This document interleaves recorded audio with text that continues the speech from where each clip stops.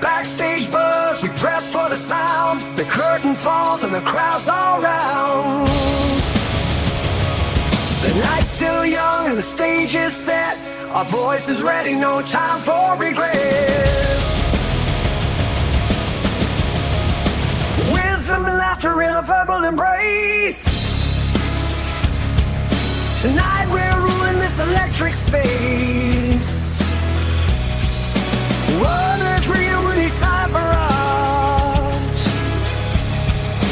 Diving deep in after-show debates. Echoed by with hot takes so contentious. Hearts race on, our pulse relentless. Yeah, we're alive with every mic. Yeah, like the stars and like the night. Yeah.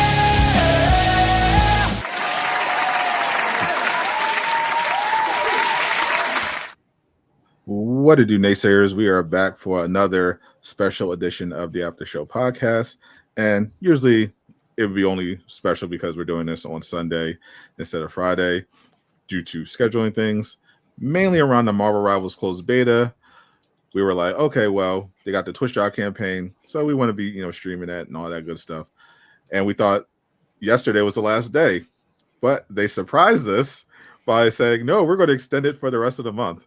So we were like, oh, well, we're not changing it because we want to do this podcast. We have one of those where we got not just me and Jay Shockblast this time. No, I know you guys are tired of seeing Jay's face, but fair. This time you're going to be able to see other faces and maybe some familiar ones you've seen before, maybe some new ones as well. We had to bring out the big guns because we got the Comic-Con, obviously the big and surprisingly controversial reveal at the Comic-Con panel for Robert Downey Jr. as Dr. Doom. We're going to talk about that. We're going to talk a lot of Marvel Rivals. That closed beta has been going on, and it's been interesting. And I can't think of anyone more qualified to talk about superhero live service games than our first guest. He is the bald one, Mr. Harley Quinn, Rocksteady's only soldier, famously the only person who was left playing Babylon's Fall, Mr. Highruler. Well, that was an intro. That honestly was as best of an intro as I'll ever get. Like, I don't know if you guys know this, but Babylon's Fall had potential. It was close. I saw the vision. I saw it, even though I uninstalled it after about a half hour. I saw the vision. As long as you see the vision, then that's all that matters, right? It doesn't matter about execution. It's all about noticing the vision. I was like, oh, this would have been really cool in the PS2 era, but unfortunately, we're not there yet. Our next guest is a first one for the After Show podcast. We know her fairly well through the Marvel Rivals closed beta process. She is a former Overwatch streamer, but she's looking to make the move over to the Marvel Rivals potentially if things work out. The one, I don't know if it's the one, but the only one I know, Venta FPS. What's up? Hello. What do you mean by that? I don't know. I don't know. Is Venta? Is there any other Ventas out there? I don't know how unique that is. I'm the only one. All right, so definitely the only Venta FPS out there. How you doing, Venta? First time on the podcast. Yeah, she's been lurking past couple weeks, but we wanted to get her on to share her love for Marvel Rivals with the rest of us. And we of course got to shout out the chat. Appreciate everyone. Old Man Eastwood is first. Appreciate you. Champagne, Jace, everyone. We might be joined by the great Miller Ross at some point.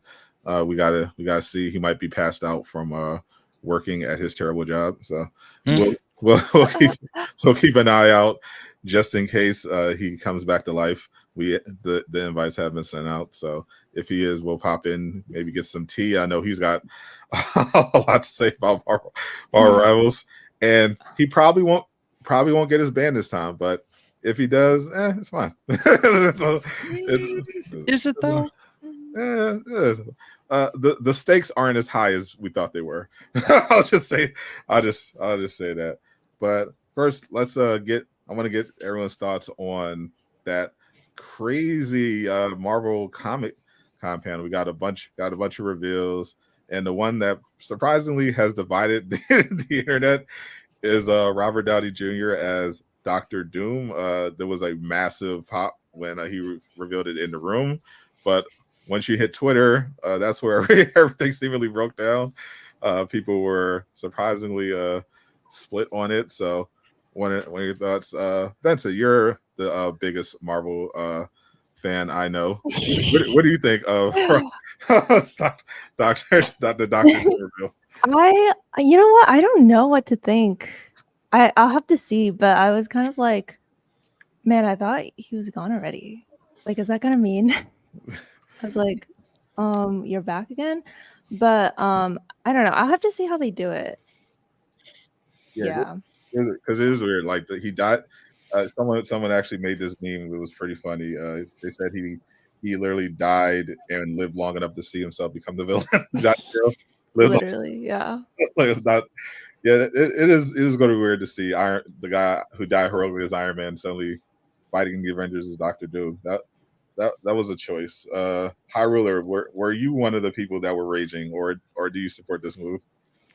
I'm going to be honest with you, Sada. As I do with most things, I am always mad. All right. I was on Twitter on my alt, and I was with the rest of them. I can't believe Kevin Feige once again did me dirty. All right. So, as with everything in life, I'm miserable. I hate it, and I wish I was in charge. But in all seriousness, no. I mean, I think it's funny because I was with my mom, and my mom's a big Robert Downey Jr. fan. And after Deadpool, she's like, "So when is Iron Man coming back?"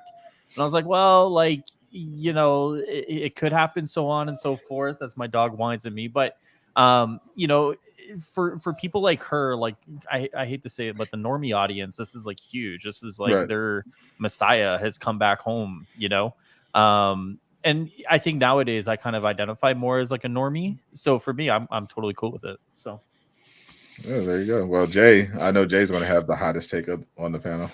They didn't even cast an actual Latvian as Dr. Doom, canceled.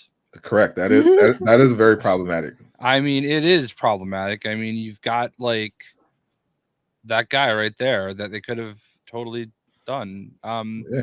I don't know how I feel. They could have casted me, frankly. Yeah, I think Latveria is a fictional location anyway. So is everything else in my head, J Shock Blast. That I have learned that by now. If you really think about it, every location is kind of made up, right? Yeah, that's fair. That's too deep, man. Yeah, don't do this to me, Sanaa. It's just land, and we just came along and said, "Oh, we're gonna call that America." No, that's not what it's actually called. It's I did not think we'd get that deep this close, but I don't know, man. I don't know how I feel about it. I obviously he's a good actor. I think he would make a great Dr. Doom, but I also feel like we're just gonna see Iron Man, cosplaying. Yeah. I don't know. I thought Cillian Murphy literally murdering his dog over there. No, so my dog, for anyone who doesn't know, the moment I stop paying attention to my dog and the moment I start talking and he doesn't know who I'm talking to, he just gets really whiny and annoying. So, just like someone I know. Yeah. Well, Ew. He's talking about me. Oh no! I will just deal with him super quick, and I'll be right back. Yeah, I thought Cillian Murphy would have been a good pick. Oh, for sure. So I've seen the joke going around is oh, they got the wrong guy from Oppenheimer. Yeah. I don't know. I don't really know who I expected. I never really had anyone in particular in mind. So let's just see what they do. We've seen people dual role in Marvel. We won't get too specific, considering spoilers, but I think it would be very interesting to see, and of course you're following up Doomsday with Secret Wars. Yep. And if you think about Secret Wars, I mean, that's a lot of multiversal stuff. I think there is an opportunity where you can get things fixed, if you will, when all is said and done, and we'll get a really cool story out of it because Robert Downey Jr. is going to kill it. Just imagine him as the villain, though. Like how sick that's going to be. It's kind of hard to picture it. I mean, I'm potentially thinking of a Secret War where we got Iron Man as Tom Cruise and Dr. Doom as Robert Downey Jr. Imagine that. Yeah. And I'm kind of here for it, but yeah, he's a really good actor. I don't remember him playing a villain. Like I've seen him play like weird in Dr. Dolittle. To be fair, no one else watched that movie, but I've seen him play Sherlock Holmes, which is basically Iron Man without the technology. And I don't know, it just feels like every time I've seen Robert Downey Jr. in the last 10 years, he's just kind of just being Robert Downey Jr. Well, in Oppenheimer, he's sort of a villain. He's sort of like the antagonist. Yeah, but he's not like a Doctor Doom level antagonist. Yeah, though. not the same. Doctor Doom is like a whole different. Like if we're in Avengers Doomsday and he's quipping like he's Iron Man, I'm going to be checked out immediately because that's not Doctor Doom. Yeah. He's a great actor, but I don't know. He was pretty shady in Oppenheimer though, so yeah. I thought the reveal video was cool. Yeah. His reveal was cool. Yeah. I like that. Yeah, but that's it. But even then, like if he's out there on the screen, like I'm Dr. Doom, I'm like no man. No, I think he can. I think he's got range. He just has always been kind of cast in those specific roles. Yeah. But then you look at what he does in Oppenheimer, where he's more serious and conniving and stuff like that. And to be fair, he had a whole career fairly respected at least as an actor before Iron Man, unfortunately it got derailed by, his addiction problems, but he was regarded as, just a really good, but obviously troubled actor. And then he got his second chance. Well, I guess 8th chance with Iron Man, and it all worked out. So I'm going to, as usual, when it comes to these castings, I'm going to reserve judgment until I actually see it on film, preferably in a trailer, because unlike a lot of fans who have knee-jerk reactions, you never know. Like people, when Robert Pattinson was cast as Batman, you had a bunch of people like, oh,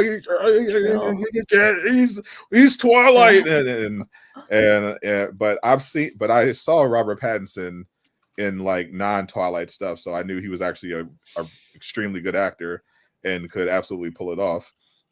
So I wasn't worried. Same with Ben Affleck, and Bruce Wayne, where he killed that. So you never quite know. I'll reserve judgment.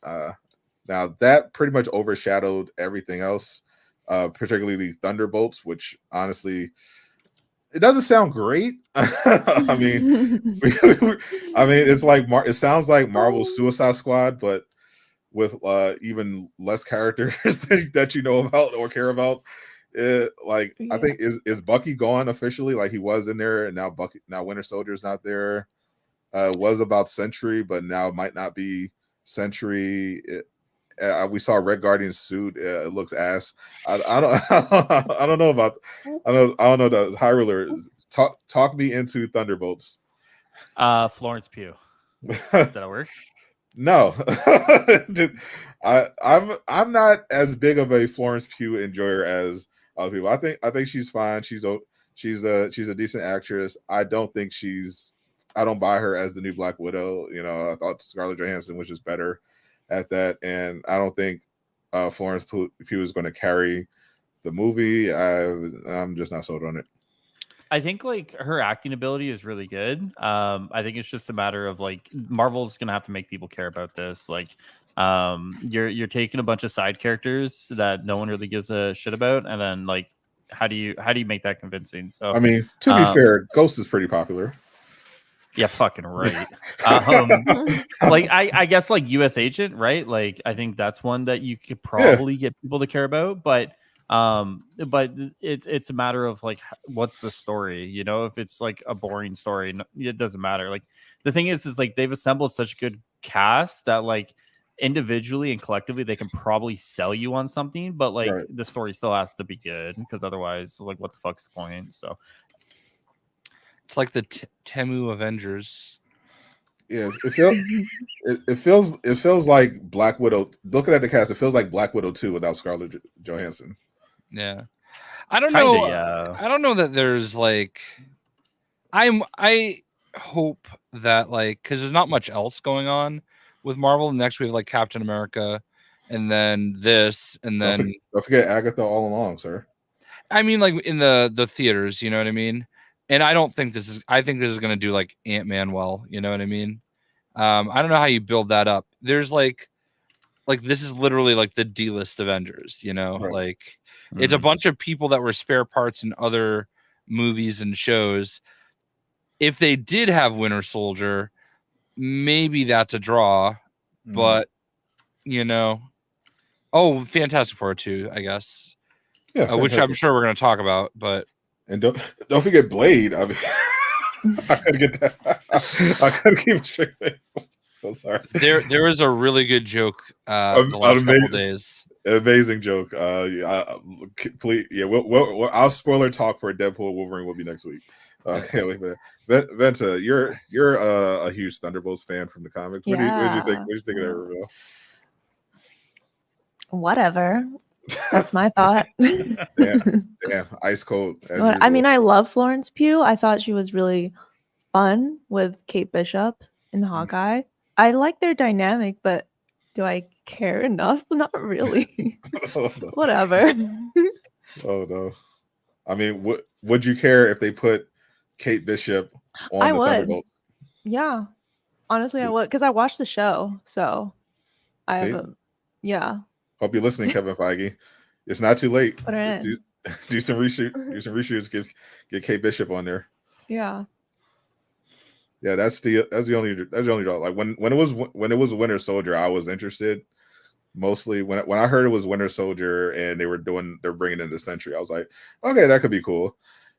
Yeah. Now I'm not sure. Now the only thing I think that I have like positive thoughts towards is the writer. I'm pretty sure the writer who did Beef on Netflix was brought on after the original writer for Thunderbolts was fired.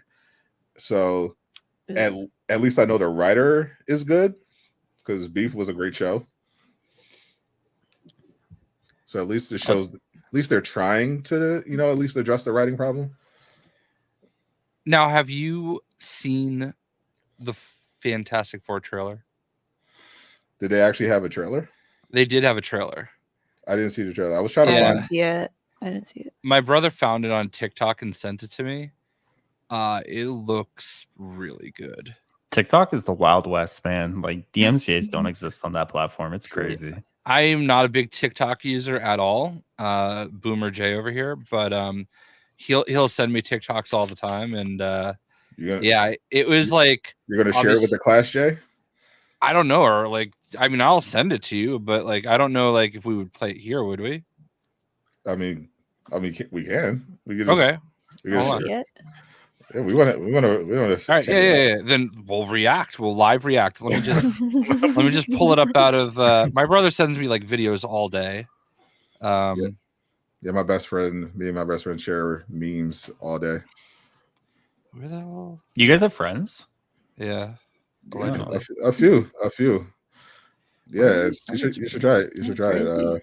I try to make friends, but like no one, it's not reciprocated. So it's tough. Yeah, Venta just doesn't believe in friendship. I don't. I hate everyone. It works out. Yeah. Which is admirable in a way. She knows what she wants. She wants to stream Overwatch and sell beta keys. What? I never heard that. You know what? It wasn't my brother. It was I think Free Willy posted it on my Discord. Oof! Shout out to Free Willy Rocks. Yeah. Is that your longest tenured subscriber? I doubt it. He's been with me a long, long time. Oh wow, he actually uploaded it. All right, let me download it. Yeah. I feel like Free Willy is like your Captay. He's definitely my right hand man. We just started playing Fortnite together, and here's how I work. Okay, like I will play with people, and like I'll just slowly trust them. Like I'll realize, okay, this person is good. They're respectful. They play with me well. I like talking to them, and then we just like get to know each other over time, kind of like any other relationship. And then all of a sudden, you're in my squad and fisting each other, right? I get but we don't usually talk about it. Now I gotta upload it somewhere. Hold on. Wait, can I? Oh, I can just play it. Duh. Yeah, you can indeed play it in your browser. No, he posted on my Discord. I downloaded it. I'm really not this stupid. Okay, hold on. We're gonna get it, chat. Don't worry. Hold on. We have at least 2 hours to figure this out. Jesus, this video is so weird. Okay. All right, hold on. Here we go. This is the best I can do. And we believe in you, Jay. I have all my windows all over the place. Sorry. All right, present. As long as the porn windows I can present a video file. Oh. Yeah. Oh, there it is. With the Fantastic Four.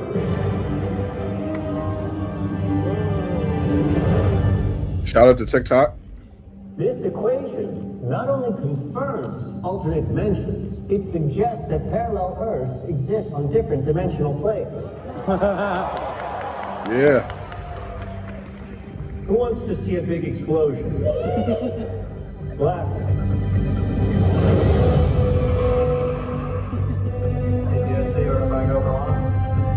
Can you zoom in? I don't know. Well, that's one interpretation. Yeah, that's the only interpretation. No. Of course. Here's the kitchen. We make a point to have family dinner once a week. Looks expensive. Sunday at 8 on the dot. No matter what, we're all here.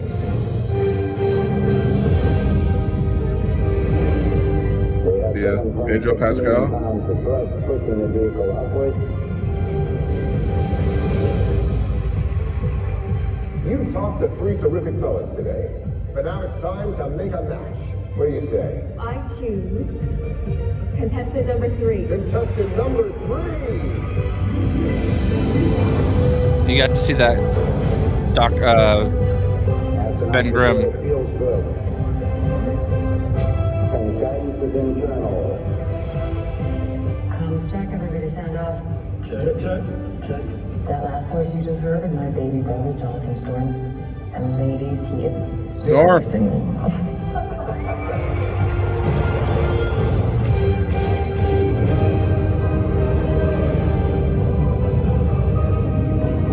Ignition sequence start.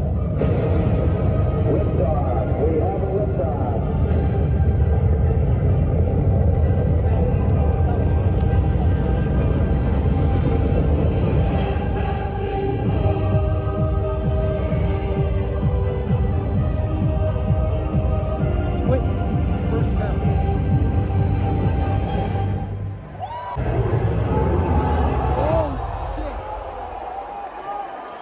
I don't know what that oh shit was for. I mean, was that for is that Galactus? That's Galactus. Yeah, Galactus. Interesting. All right. I don't know how to I couldn't stretch it because I played it as a video file. I also don't know how to stop presenting. Well, Remove. There we go. I think I speak for everyone when I say my life has just changed. I think it looks pretty cool. I mean, first of all, I understand it was tough to see everything going on Or anything. I mean, but you could see enough. I can see I can make out the outline of Pedro Pascal. And from what we saw of him, I was skeptical he was another casting I was very skeptical on. I'm pretty sold. He seemed pretty good. I kind of liked it a lot, I wasn't really skeptical because I was like, well, he kind of looks like Reed, and he's a great actor, so that's fine. Well, but I think it looks good. Looks good. I'm very, very cautiously optimistic. Yeah, unfortunately, the Fantastic Four doesn't have the best track record when it comes to live action films, especially the last one. But I have hope, Jay. I want to believe. I want to believe. What about you, Venta? Do you want to believe? I do. I didn't expect them to be going for the retro vibes that they had at the end with the title. Yeah, I thought that was interesting. Way better than the last one, I mean, my opinion. yeah, Which is a low bar. Yeah, definitely better than the poor man's Christopher Nolan Dark Knight vibe they went for with Fan Four Stick. Highruler, the most positive man here. What did it? Yes, hater energy. I'm ready. I'm ready. Yes, do it. Pedro Pascal, the most overrated actor in Hollywood, who's casted in every single thing out there. First, he's the Mandalorian, overrated, only good because of the Baby Yoda meme. And now we welcome him to Marvel's first family. Are you kidding me? No. In all seriousness, hold on, let him cook. I think there's a lot of people who want this to do well, and I think like they've assembled a really good team to do so. I think one of the big things for me is I always see Vanessa Kirby as like a side character, like most notably in like the Mission Impossible movies. So I think from my understanding of her career, this is actually kind of a big step up for her to be like a leading woman in like a major franchise. So she actually might be the one I'm most interested in seeing if she can like, because I know what you get out of Pedro, right? Like Pedro is really charismatic, he's really good. So to see her act alongside Pedro, she will actually have to convince me of the dynamic there. I think Pedro can do a really good job. Like he made me cry at the end of that one Mandalorian season when he's like taking off his helmet. Like Pedro can make me believe every single thing that he wants me to believe. It'll be like Vanessa Kirby's ability to kind of sell me on Sue Storm more so than what was the last lady's name? Starts with a K. Kate Mara, yes, and then Jessica Alba before her. So I mean, like the competition is not stiff by any means. She is, the runway there to be like the best Sue Storm, and the rest of it should be fine too. What was the one guy who played the Thing in the first one? Oh God, what's his name? Michael Chiklis. Yeah. Michael Chiklis. Yes, I feel like living up to his standard too will actually be the hardest part. Like he was, I think, probably the best thing. Just the way he, like, not even just like the way he looked, because like I feel like that look actually was like ahead of its time, but like his personality too, the way he presented the character. So like, yeah, like in some respects, there's definitely a tall mountain to climb, and others not so much. But I mean, the cast is solid. So the guy that's playing Ben Grimm was in Punisher, right? And was he? He was a little sidekick guy. I don't know what they called him, calculator, something like that. But he was like really good in that last season of Punisher. I say the one casting I'm not sold on really is Silver Surfer being played by Ruth from the Ozarks, because that's literally just how I see her now. Ruth Langmore from the Ozarks. I can't picture her in that like Silver Surfer role. Like I can only think of her cursing and talking about selling drugs in that Ozark accent. So I don't know. Like playing Silver Surfer is like harder than you would think too, right? Because like there's such a, and I hate to say this word because I'm gonna, everyone's gonna make fun of me for it, but the aura of Silver Surfer, right? Like like there's an actual aura around that character no matter which iteration it is, and you really have to like pull that off in like your body language and the way your like facial expressions are, and like that's a tough one too. So I would never make fun of you. You have undeniable aura, Highruler. Thank you. Don't you forget it. The guy that was actually Silver Surfer in the first Fantastic Four was Doug Jones, and right when I started my channel, we actually interviewed him for the channel. It was pretty cool. Was he nice? Yeah, oh my god, he's like so nice. He's been in a lot of things. He was in Hellboy. He was. He's like one of those people that like always does the the creatures. Mm. So he's yeah, cool. hold on, let me see. What they said. What'd you think of? What'd you think? I don't know. What do we think of the Galactus? The voice is obviously perfect. I don't know about the look. I mean, we basically saw his eyes, so we'll see.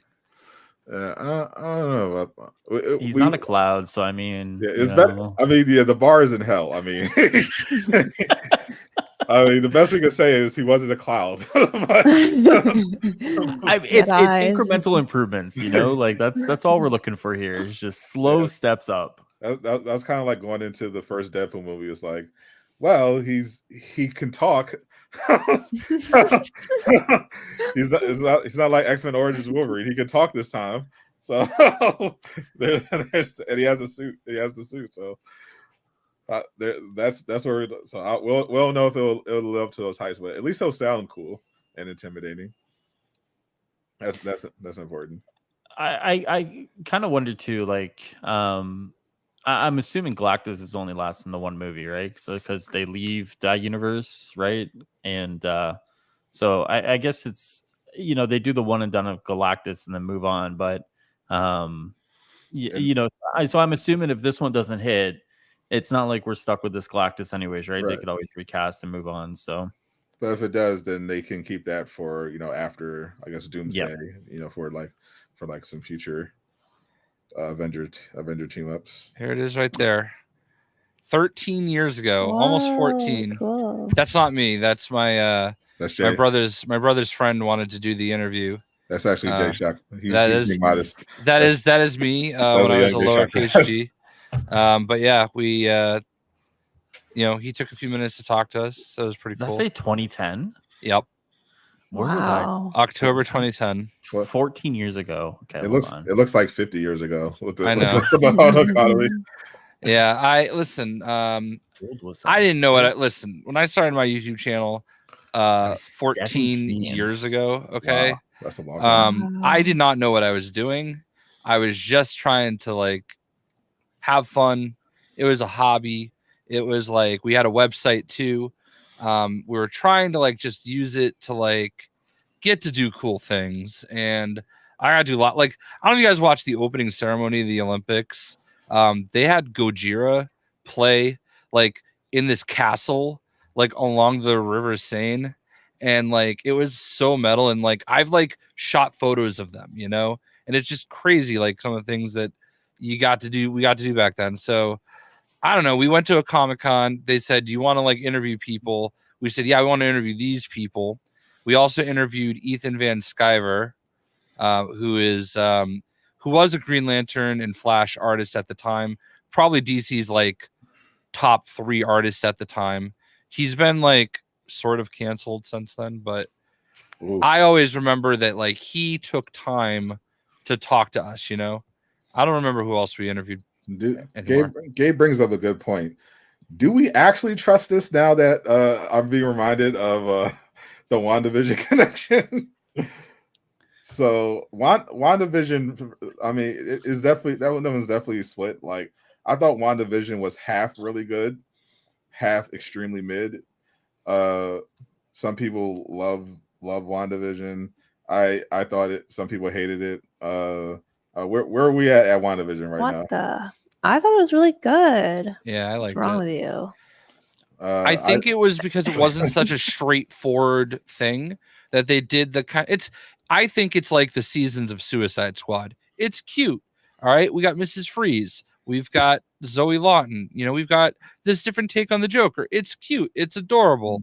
But it's not what the fans are used to. They wanted something straightforward. So all the different episodes being different sitcoms, people were like, "What is this?" That was my favorite part, and with the mystery, I thought that was the best part of the show. And then it just kind of turned into this traditional MCU slop fest of bad CGI battles.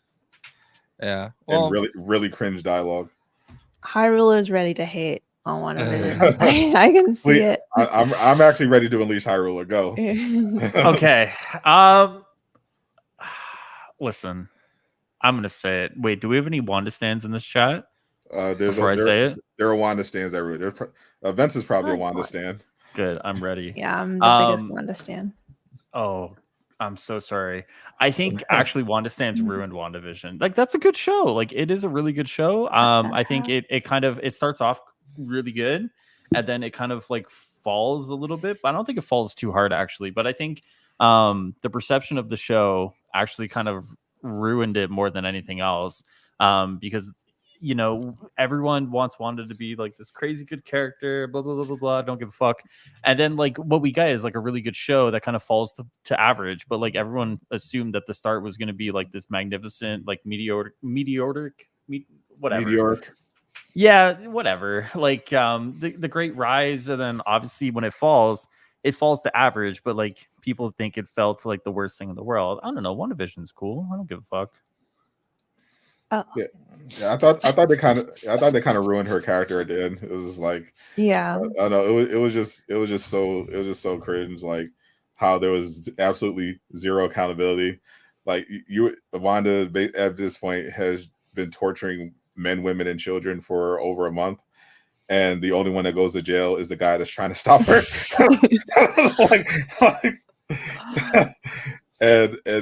And literally all and then they're just like, man, I can't believe they're mad at Wanda. She said she's sorry, like, but nobody cared. She sacrificed her fake children. Like, what do you mean? Like, okay. I think they just ran into the problem of like, how do you like give consequences to a reality warping being, right? Like by the end of the show, she literally is the Nexus being, right? Like other than her literally dying, like, you know, like what consequences can you give a character like that? I mean, you can start by saying you're under arrest. I agree. But for a felony kidnapping, crimes against humanity, torture. I mean, we forget about the Sokovia Accords? They were really to haul in all the Avengers in jail just after Wanda accidentally threw a bomb into a residential building, and she takes over an entire town, and there's like, that's fine. I don't disagree. I struggle with the thought of like, what character would you throw in there to like bring her in right at the end of the show? Which unfortunately would be an MCU slotfest CGI big battle, yada yada, right? Because like, you know, if we track back, like she exhibited so many signs of mental illness that like she was never gonna just come in, you know, be like, oh, it's fine, arrest me, guys. You know, like it was just never gonna happen. So I mean, Doctor Strange should have been there from the beginning. As soon as it started, Doctor Strange should have been on her head with all. He was busy with all the sorcerers, with all the other sorcerers. Like what's going on? He's busy. Stop her before she gets the book. Yeah, fair. But he was busy. What was he? I remember what at point was he making Thor a beer? Where in the timeline were we? Was he hanging out with Peter, ruining the universe by trying to help him get into college? What was Doctor Strange doing? Yeah, maybe Doctor Strange isn't the best person to help us on this, actually. Yeah.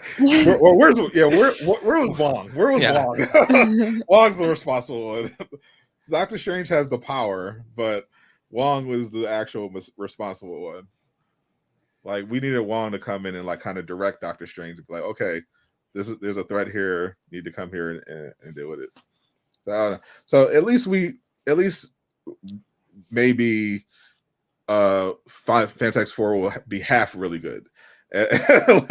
Like maybe half of it will be like, oh man, this is going to be peak, and then the ending is just like, so that's definitely possible. But you know, Matt could pull it up. Well, we'll see.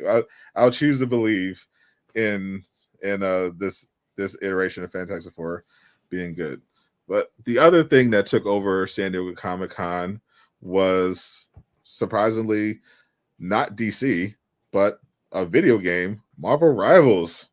Yay. What a segue. Marvel Rivals, yeah. I am job. a professional broadcaster. I remember that was what I was mainly looking forward to seeing their big reveals they had. I was told ahead of time they were going to have a trailer, and then they said they were going to have a special announcement. and it turned out to be 2 new characters, Thor and Jeff the Landshark, and a new cinematic trailer along with a bunch of really cool merchandise for those that are in attendance. They got a first look at Doctor Doom. I'm convinced that cinematic trailer needs to be turned into a proper anime. I mean, we already got the Suicide Squad anime, which is awesome.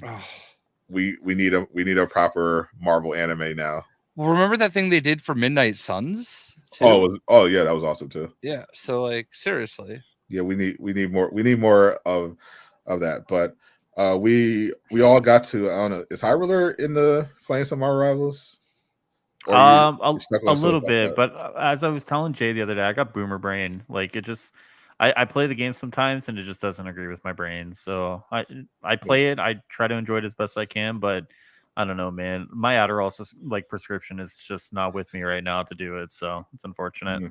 Makes sense. Yeah, it gets pretty chaotic. So I know the rest of us have been streaming it a lot. I've been streaming it more often than I usually do. I mean, I think I had like back-to-back 8-hour streams 3 days in a row. It's pretty rough, but I am very much enjoying the game. I wasn't sure because I never played Overwatch before. But when I saw my Rivals gameplay, I saw it was third person, kind of saw the abilities. I was just thinking, thank God they're not all using guns like Suicide Squad. So they had me there, and actually playing it, I really enjoyed it. Now, I do have issues with Thor. The new play we have had a chance to play with the new playable characters, Jeff and Thor. Jeff obviously as adorable as advertised, but I don't know. I'm not quite sold on Thor. What do you think, Venta, as someone who's played pretty much 24 hours a day? What are your thoughts on the new characters? Oh, Thor's ass. He's he's not very good at all. Because he's a melee character, so don't listen to him, Thor. I'm so sorry, Thor. I would much rather have that Thor than the one we have. Yeah. Well, my Thor is upstairs. He won't he's hanging out with my brother, so very rare. So anyway. Yeah, I agree that the Thor is indeed ass. Yeah. I think he's good for like peeling for the back line if you get dove by Venom. But other than that, he walks like 2 steps and then he takes 1 billion damage and dies. So yeah. That's pretty much my experience. Like when Magneto has 800 health, I think, right? I feel like he should have as much like health as Magneto. I don't know what Hulk has. They all have high health. The problem is that like what we thought Thor might be was a dive tank, like because you're either a defensive or you're a dive, and right now we're in a kind of a dive meta because of Venom being so overpowered. So you want to have at least a Vanguard that can like just cause chaos by just diving into that back line, and just because when you see a Venom back there, you're like, oh shit, you got, because he's going to soak up a ton of damage. He's so hard to kill. He can swing out of there and then come back in. He is an actual menace. Whereas Thor has this problem with same with Hulk. You send a Hulk back there, he's going to die immediately. But at least Hulk can like put up a shield so he can like temporarily, soak some damage. Like Thor can dish out damage. Like if he could have some more protection, he could be good as a dive. But even with his Odin Force, you can peel that off pretty fast. So then you're left with defensive tank like a Doctor Strange, Magneto. They're powerful for their shielding for the squad, especially Doctor Strange. Thor can't do that. He can't really protect anyone. Like he's kind of built like a duelist, for damage, but his damage isn't like insane. And he's got a lot of. It's really tough. I had like my best round just before the show with Thor because we had a Rocket and a Jeff, and they were both on point. And like I think I went like 16-1, which is pretty crazy with Thor. And we like stopped him in like the first lane, the first like stage of like the Spider-Man level where you have to do the escort. We were on defense. Yeah. And like when you actually do have like a healer like basically connected to you, like he does do good stuff, but like I would actually reverse on the Xbox controller, so the X and square where he like gets the 3 like ranged attacks. I would switch that with his main attack and like have like the hammer swing like actually be a special move and have it where like 1, 2 and then a whirl around you kind of thing, you know? Like that would be kind of sick. I do think like because when you've got like these Iron Mans and these storms just flying up in the corner as high as they can go, like there's nothing you can do. You just look at them. I wish it was more like kind of how Marvel's Avengers did their Thor. Like use one of those moves, like for his like a ranged throw where he can toss it and like the hammer skips across multiple targets. Like maybe like give him a hit scan on that. That'd be sick. Maybe give him a hit stand. You can swing it around, throw like that could be his L2. You instead of just the brief flight, give him proper flight, and then like storm, and then have him be able to spin the hammer and throw it and have it like have some hit scan, you know, something like that. And then his R1 could be like a big AoE smash, like, you know, like that, or something like that. And give him some kind of arm. Like he needs more, like either go just full on, just make him a duelist and just buff up all his offense abilities, or just give him some more survivability. Because right now he's like kind of in this middle range where he's not great at either. Like, yeah, you can do okay if you have good healers that aren't getting killed.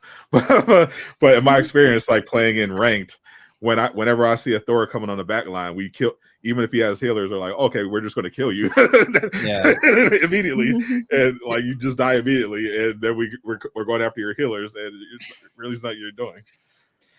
Yeah, it could be like, and obviously I have a big affinity for Thor. You know, that's my dog's name. It's tough because like you have to get in there, and if nobody's healing you, you're just gonna die. You know, like that's why I was saying I think like Magneto and Venom have like a base of 800 health off the top of my head, and Thor is 600. So like I feel like at least give him, you know, the same health as the other Vanguards. I don't think anybody else is lower, like in the 600s. I mean that would only help a little bit, but I don't know. They can at least buff his Odin Force armor so he has more over health out of it, like, or maybe some damage reduction. Like I know Venom is overpowered and he's probably gonna get nerfed, but like it's hard to like see a Venom and a Thor and realize that they are not the same. At all. Like at all. Like the Venom's gonna win that every time. But I've played against some people that are good at Thor. I'm like average at best. I'm having a good time. But like, you know, I'm not really a big hero shooter player, even though I've been playing a lot of them lately. I got to play Fragpunk at Summer Game Fest, and obviously we just did Concord. So like I feel like all I've been playing is hero shooters lately. So I think this is when I play Overwatch, which is not like I played it when it came out, I was not into that style, and I think the only thing that's carrying me is the Marvel IP. Wow. We love these characters, and that's why it's working for me. But I don't think I could stick with Concord or Fragpunk long term. I was done with Concord in the first hour. But let me tell you guys, all right? Let me tell you, reading my comments on that Concord video, there's a lot of fun to be had. Just consider that. I had way more fun than I thought I would. I will say that. I did stream it when it went live, and I was like, all right, this is actually not as terrible as I thought it would be. It's pretty cool, but I never played it. You guys liked it? You guys liked Concord? I had to take about a couple hours to get into it.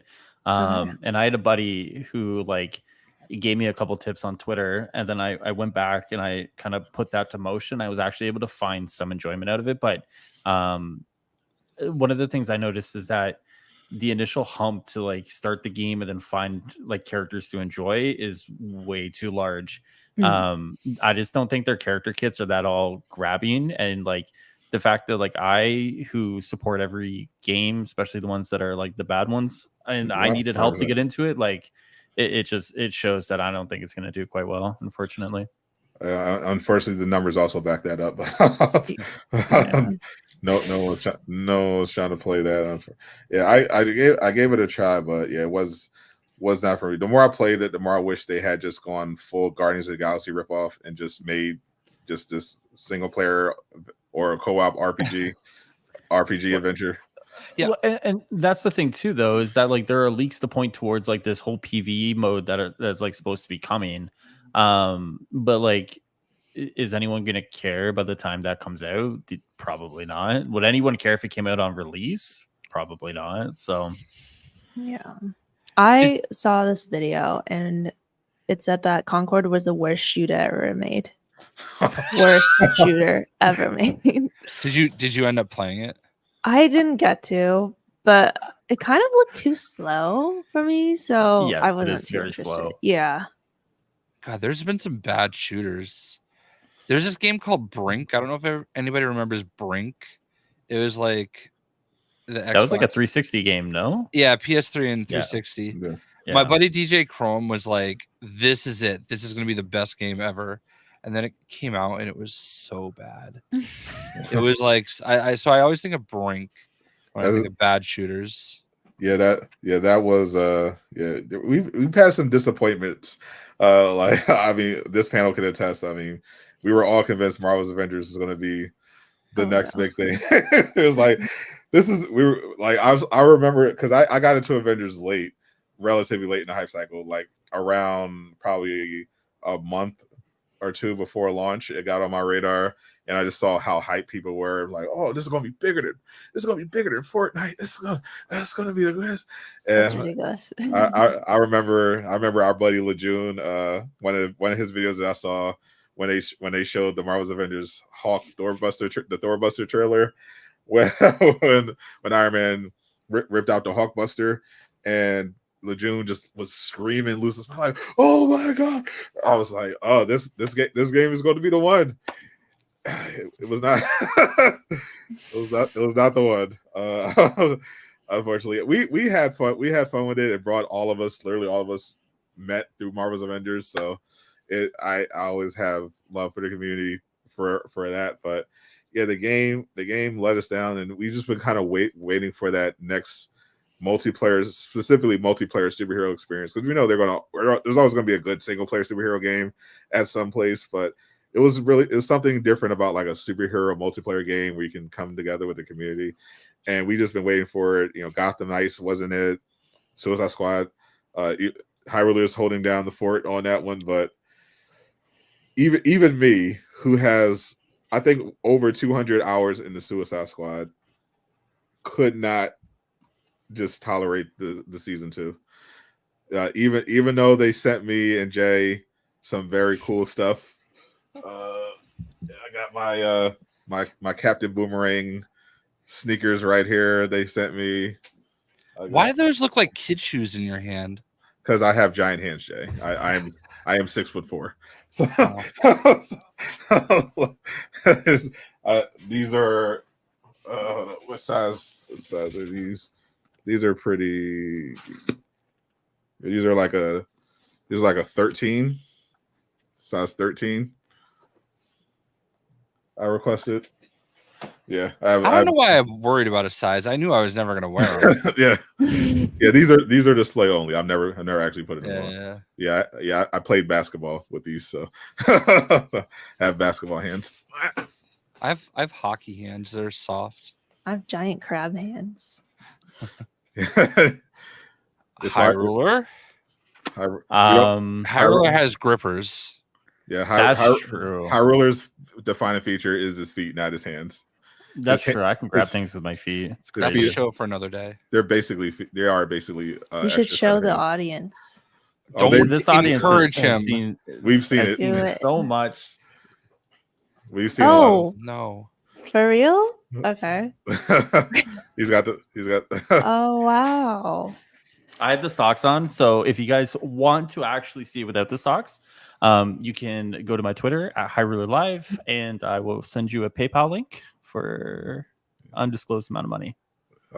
You're not just going to link them to your OF? I know you have one. You know, there's a gateway here, and it's like a gateway drug. Well, speaking of, God, Gateway. why is this folder going so slow? Are you about to transition to gateway drugs? I thought he was transitioning to OF with the way he's talking about a folder there. Yeah. We're gonna say we're about to see Jay's OF folder. we're gonna say, speaking of Highruler OnlyFans. Are we going to? Jay's bringing up the Highruler folder. Is he pulling up the cos? Is he pulling up the Harley Quinn cosplay? This is dangerous.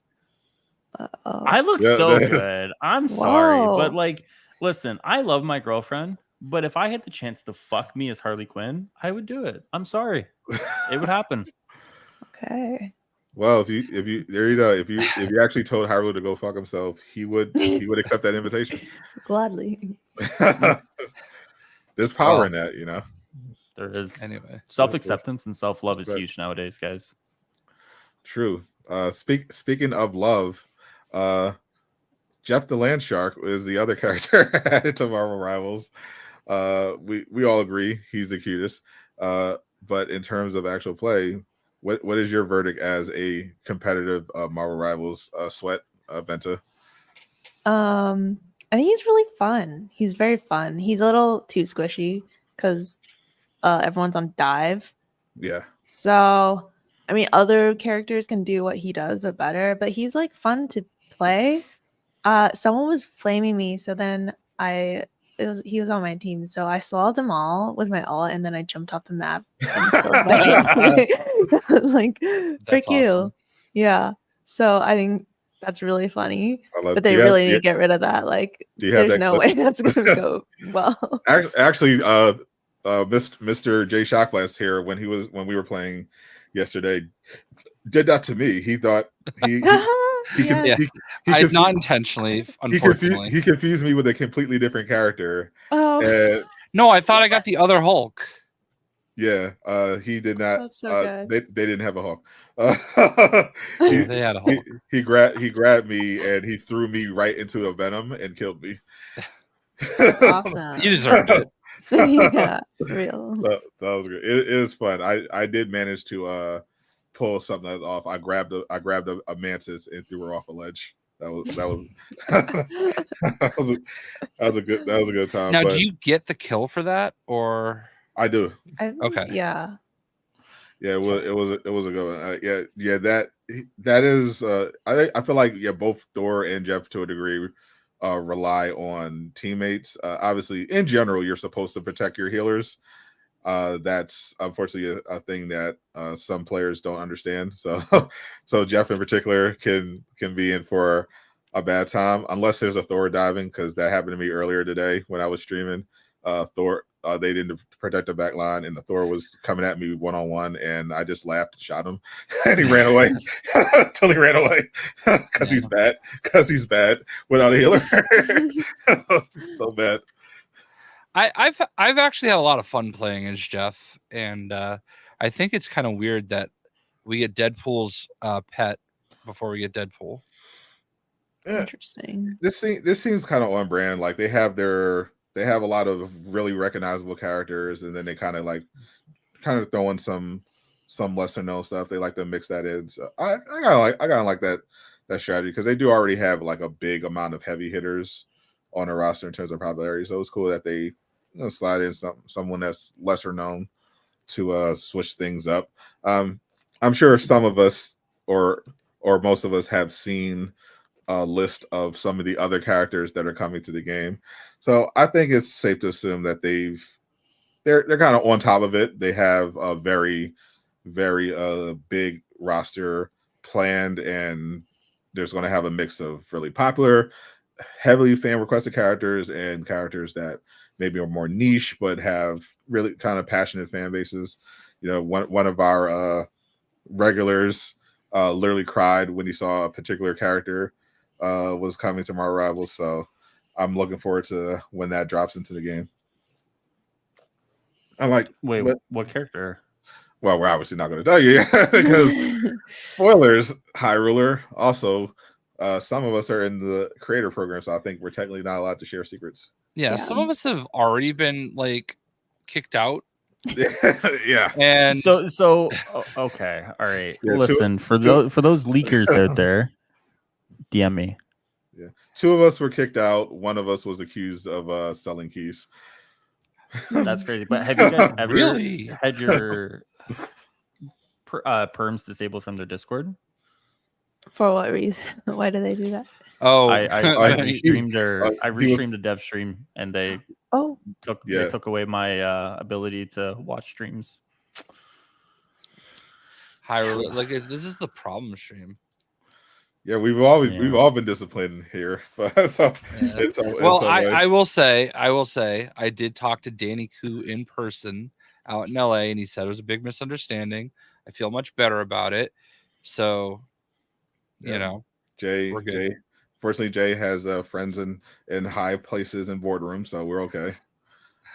I liked it how I don't know if nobody like mentioned it, but in my video where I was looking at Twitter while the panel was going on, showing Thor and Jeff and everything, it humble bragged for me because like the 3 people on the top, like where it's like, oh, you know, people you follow or whatever, I don't know. Yeah.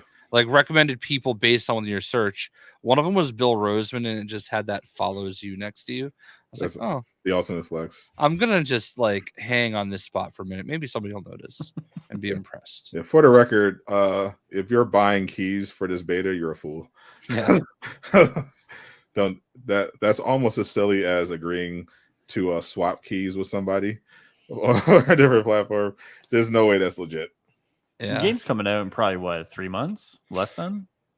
We can only speculate. Oh yeah, sorry. Okay. We're gonna play dumb here. I don't actually know, but I thought I heard I don't know 2025.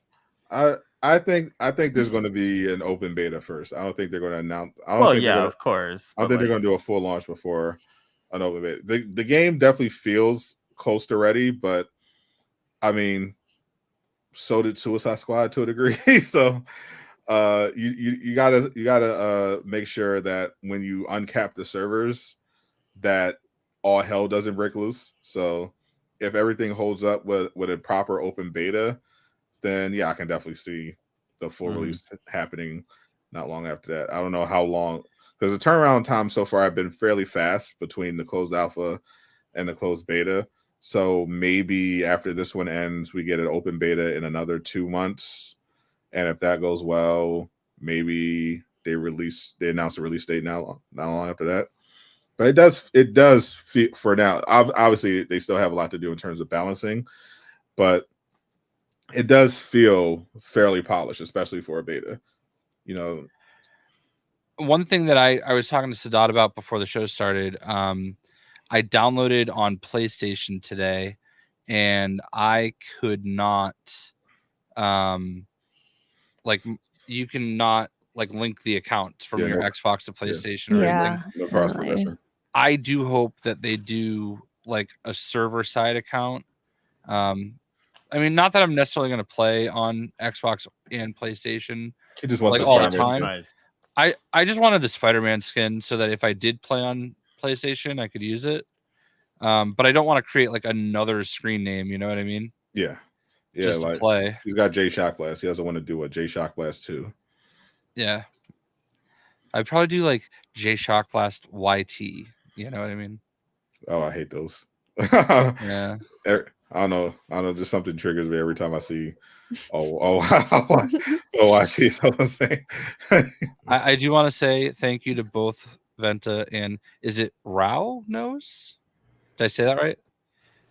I already said thank you to them, but they both rated me yesterday, and I'm still new on Twitch, even though my Twitch account's old, but like I've just been streaming on Twitch like probably the last few months since they allowed the co-streaming, and I really appreciated that. Like really made my day. So I know I've already said it a few times, but you know.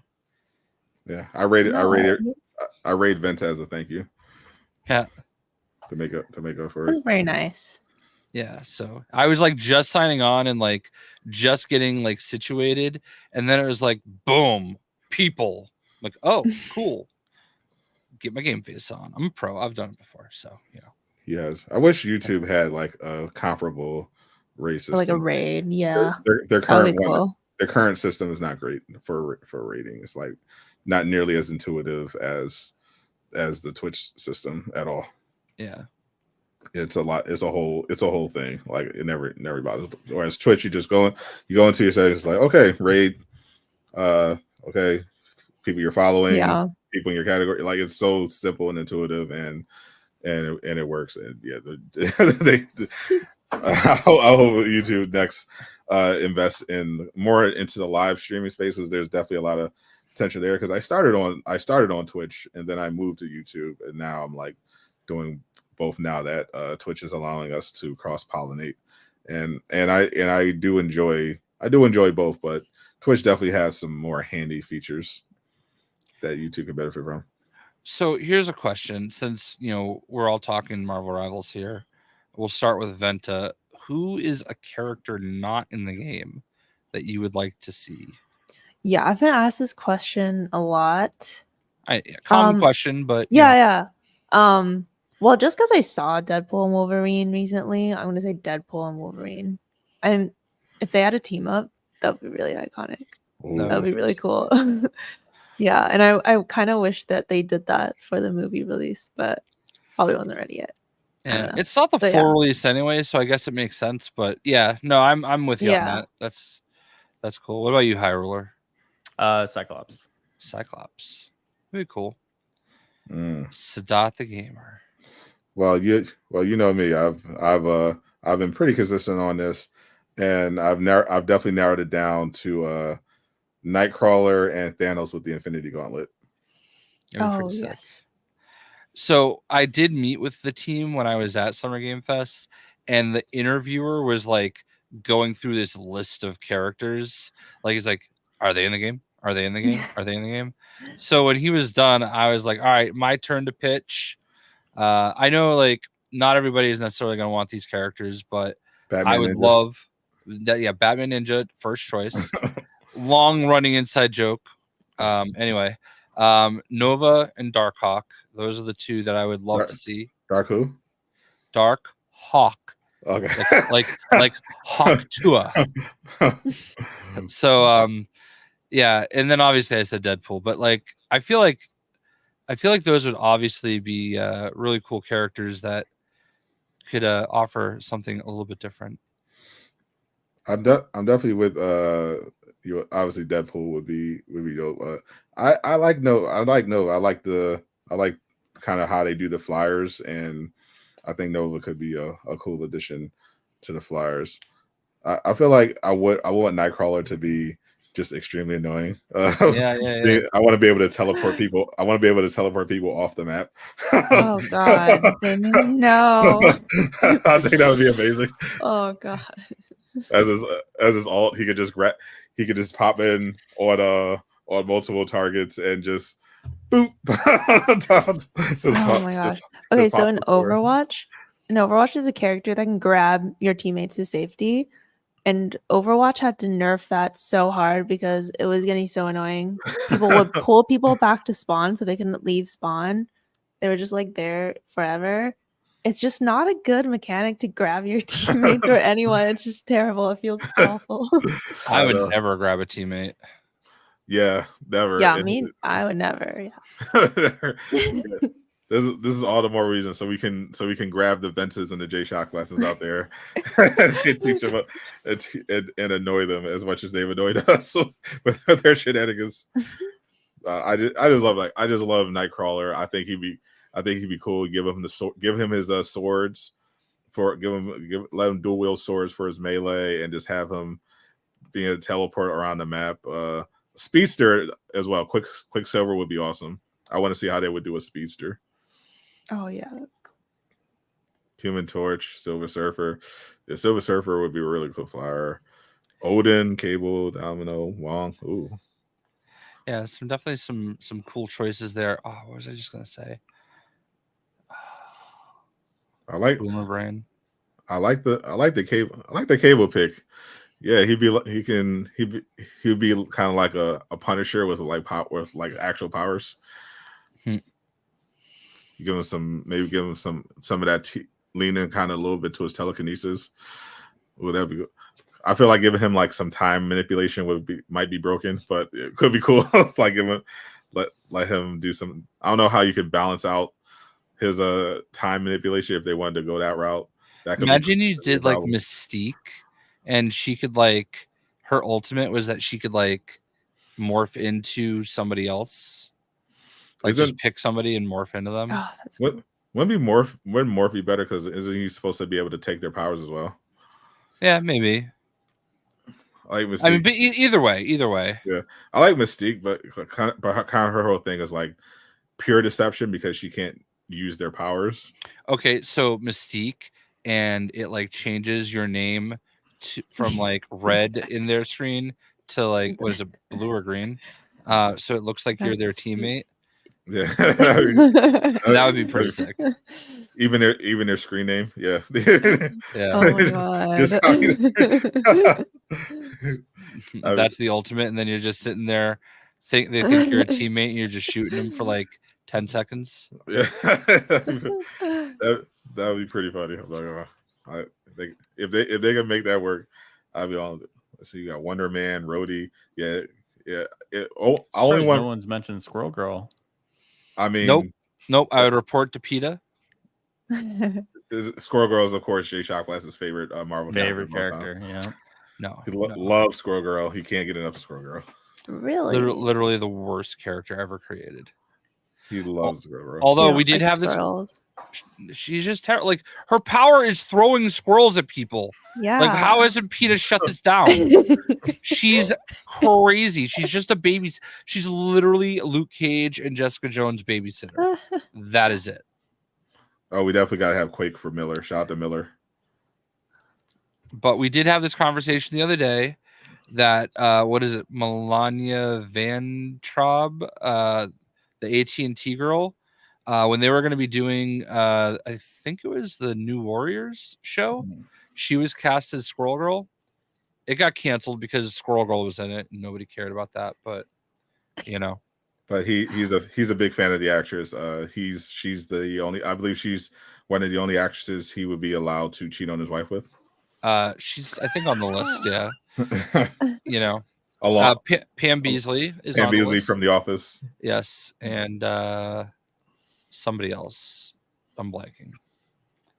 Yeah, it's quite a list of people he would cheat on his wife with. Yeah, I would never, even if given the hall pass. I believe Power Girl was at the top of your list. Yes, I like it that they're all fake people. Like not like notice I said Pam Beesly and not Jenna Fisher because that makes it real. Yeah. So anyway, he's only cheating in his imagination. Yeah. Well, that's fine then. Yeah. Emotional affairs are fine. I think as long as they're not real, it's okay. Well, what if Jenna Fisher is cosplaying as Pam Beesly and she's only talking to you as Pam Beesly? It's gonna be tough. Gonna be tough. Because she is technically a real person. She's just playing the character, but she can obviously just wear the outfit and just act like the character. Yeah, I mean, you know. Yeah. What's the outfit? Like a skirt and a button-down sweater? You know? Yeah, exactly. Just like she would wear in proper business office attire. Yeah. All right, this got weird. Yeah, cheating. Jay talking about cheating on his wife is problematic. Would never. This is off topic. No, what were we talking about? We were talking about all the characters, Marvel's Avengers. all the characters we want to see in Marvel's Avengers. And, unfortunately, that is rest in peace.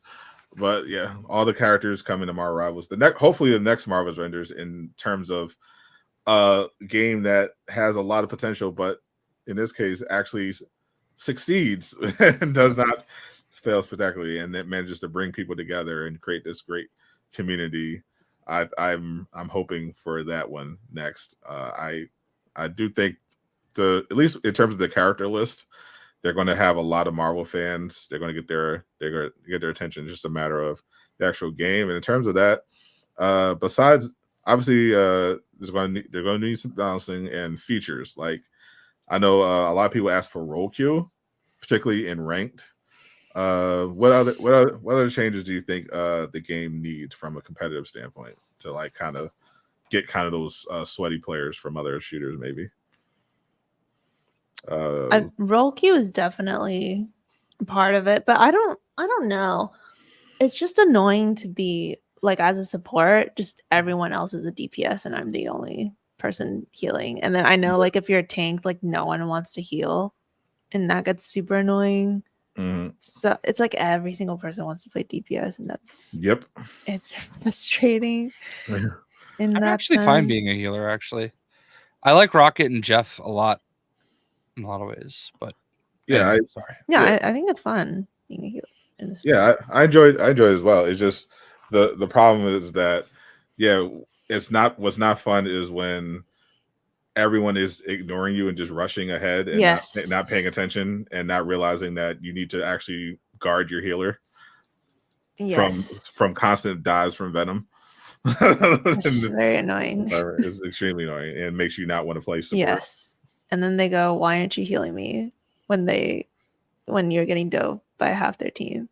Yes, it's like do you have eyes? Literally the first day when I was playing around on a game, I was testing out Adam Warlock, and I had literally 5 members of the other team attacking me at the same time. And one voice chat was like, "Where are the heals?" I'm like, "What the fuck?" That makes me mad. I was so triggered. First thing I did in my first match was turn off voice chat. I did that shortly after. I had somebody like loudly playing music and singing, and I'm like, "All right, buddy." It's a classic experience. Yeah. Nothing good ever comes out of voice chat. Yeah, that's why we do Discord chat, but it was still playing. So yeah, Discord chat only for it's very friendly. Yeah, that's the main like quick match. I kind of understand like. It's quick match. You're going to expect it to be more casual, so whatever. But in ranked, I think there needs to be some kind of order to this.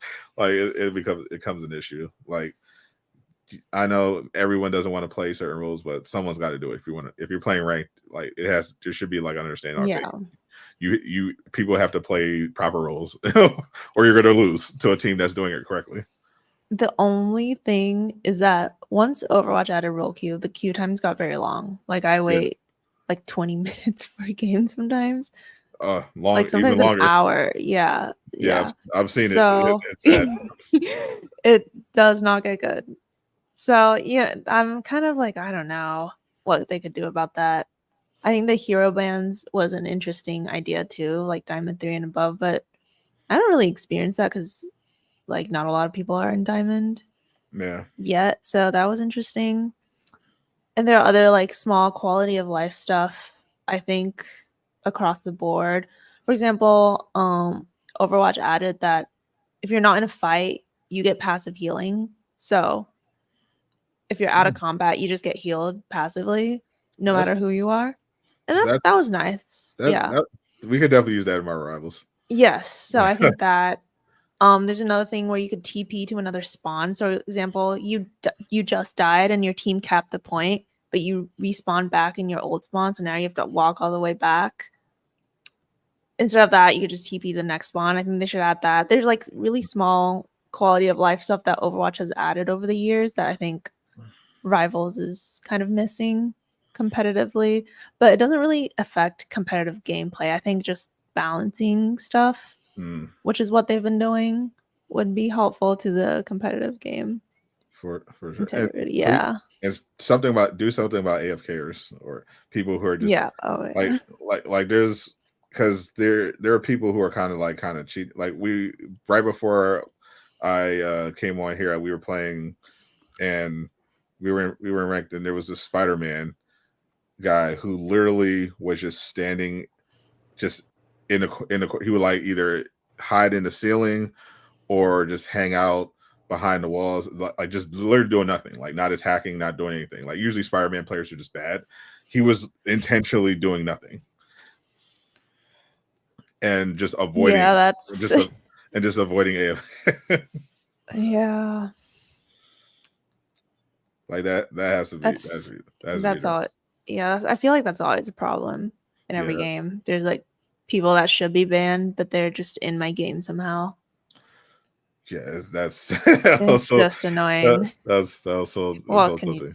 Yeah, Spider-Man player, having a Spider-Man player on your team is bad enough. Like, because literally it's 9. They're either awful or god tier, and there's no middle ground because of the way the character's built. Yeah, I haven't even tried Spider-Man yet. Like, there's actually a few characters I haven't even tried. I've tried him a little bit. Like, he's extremely squishy, but if you can pull off that one hit comp, that basically one hit KO, he's great. Obviously, he's really acrobatic. But yeah, if you have a Venom and you're both diving together, like it's crazy. But he definitely takes a lot to master to avoid. I'm not on enough Adderall to play Spider-Man. I was playing support, and some like people came in and were like, "Oh my god, finally a streamer that's not on like Adderall playing support." Like, we don't have to watch like crack Spider-Man gameplay. It's too hard. It's too fast. Like, there's too many things going on. Yeah, you have to constantly be moving because if you stop at all, you're gonna die. So basically, squishy means that you die easy. You know. Yeah. Yeah, he does it. Yeah, he has like 250 HP. He doesn't have armor. Like if he takes a few shots, he's gonna go down pretty easy. Whereas someone like Venom, for instance, he has a much bigger health pool, and then he has an extra layer of basically armor on top of that they can pop. So yeah, the opposite squishy. Even Loki, like he's a strategist, but he's got ways where he can at least protect himself. Like he has his support ability where he drops this healing circle that converts damage into healing that you can drop, and you can drop multiple of those if you have your clones out. He can use his clones to get out of danger. He can heal when he turns invisible, tries to escape. So he's got some ways to defend himself from being a typical squishy healer. But yeah, with Spider-Man, like you got to always be running. Got to nail your web swinging. So it's I hate Venom. You play enough, you're gonna hate Venom. I love Venom, but I hate seeing him. But I love the character. Hate seeing him on the other team.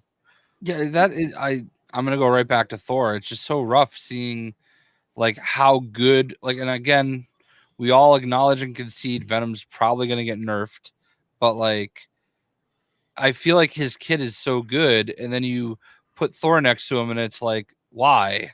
Yes. Yeah. And I don't think the solution to Venom is to nerf him so that he's also bad like the other like Thor and Hulk. I think that's the solution. Yeah, like you. No, I don't think that's right. Like put some more restrictions on it, but I think it'd be better to definitely just help out Hulk and Thor, especially Hulk. Like Hulk is just sad, man. Like like he has multiple health bars because when he turns into Banner, but there are times when Banner is just better than Hulk. Like he does no damage, and then he's not that tanky. And like his best Hulk is at his best when he's in this Monster Hulk form, and he can actually take some hits and he can do some damage. But like if you're swinging on like a normal squishy character, it takes so long to kill them, even with the Hulk. Even your Hulk form. And it's just bad. I just even feel like Venom's melee attack just reaches further than Thor's, like Thor like has these huge swings, but like it feels like you would hit things in the swing and it doesn't. It feels like you have to like hit exactly the hit marker. Yeah, because the difference is Venom has a much better range attack. Like Venom's default attack is just like he's shooting these tentacle spikes and he's just hitting, so you can just rapid fire hit from range, whereas Thor's only range attack is this hammer throw, R1 hammer throw, and it's on a cooldown. It's like a 2-second cooldown. Yeah, I just feel like if they could just even maybe give a little bit more damage to the swing. But when you're in the swing, if there was a way that like everything in the path, if I knew, like if there are 3 characters in the path of the swing, you hit all 3 of them. Sometimes it feels like you're only hitting one. Maybe like at his best in his olden state, you know, because he can actually hit from a distance in that state with the lightning, because he's not using lightning most of the time, and that's kind of like a big part of Thor's kit. And I feel like there's not enough of that going on, and it definitely feels like I think studying the Marvel's Avengers Thor would go a long way, because that Thor is cool. Like he's got his support special where he basically has he's in this super electric state where he's got armor, like super armor, basically that you can't touch him in that state, and it's also passively dealing damage with lightning strikes.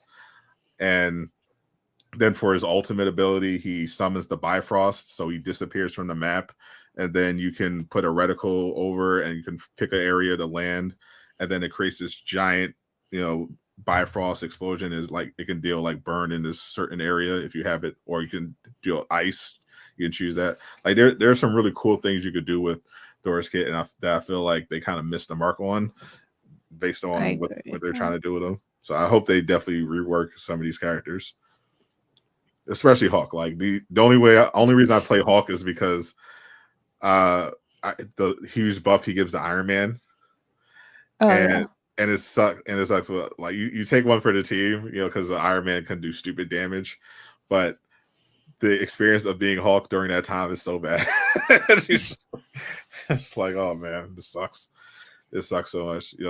Occasionally you'll have moments where he gets to do cool stuff, but usually you're just like, you're wishing you were Venom instead. But that team up boost he gives Iron Man is like stupid. Like it's crazy.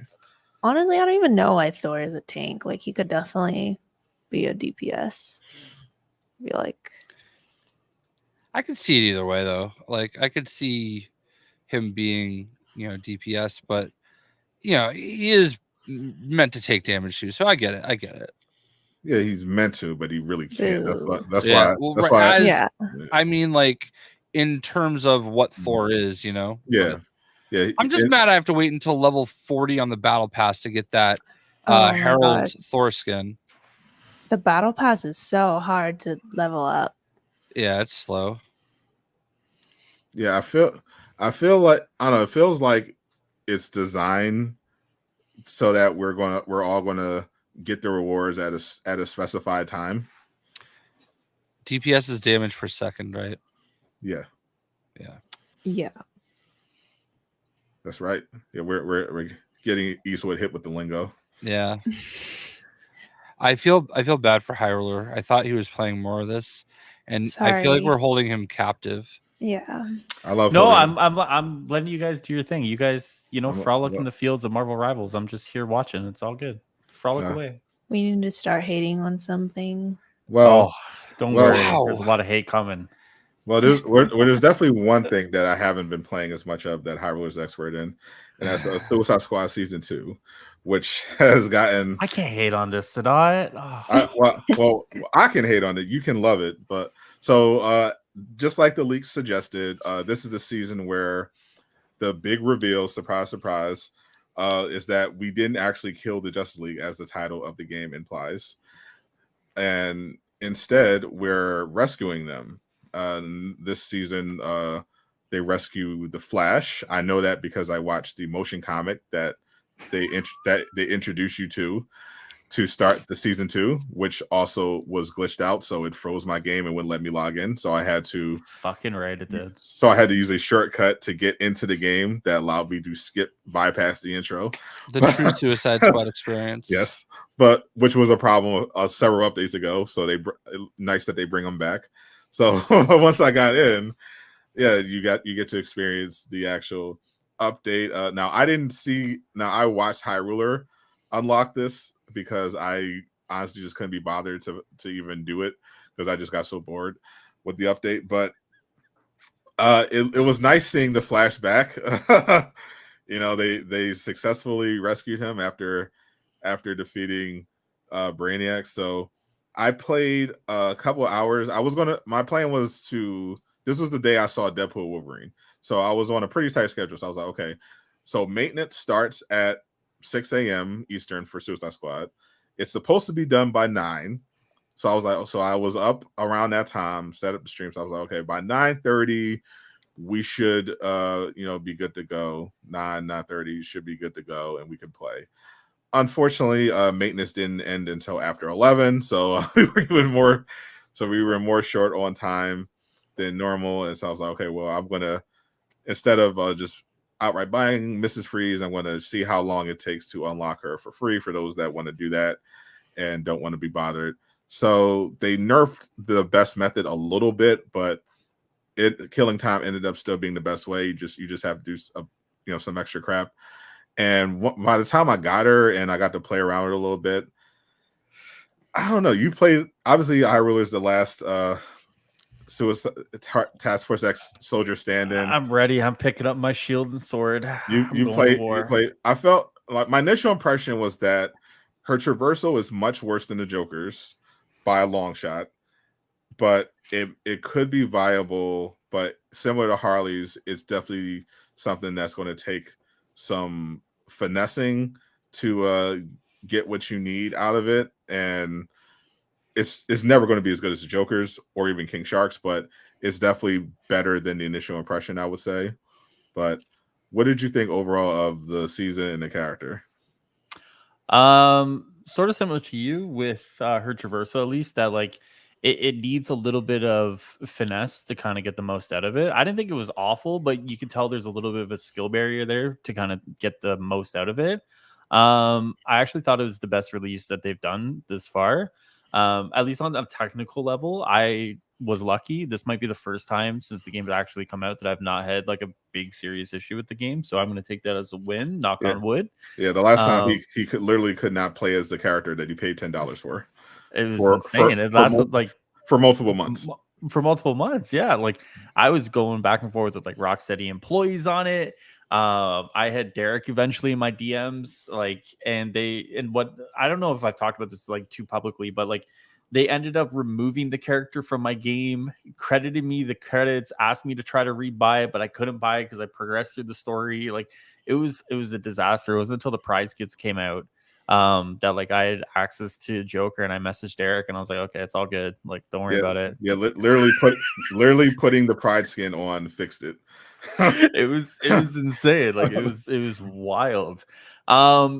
So there's a couple of things though that obviously right now we're trying to kind of Mrs. Freeze doesn't have access to like all the melee weapons that you would assume. So like she only has access to Parasite and Mad Hatter of the Notorious weapons. So she kind of got gypped a little bit in terms of like build variety.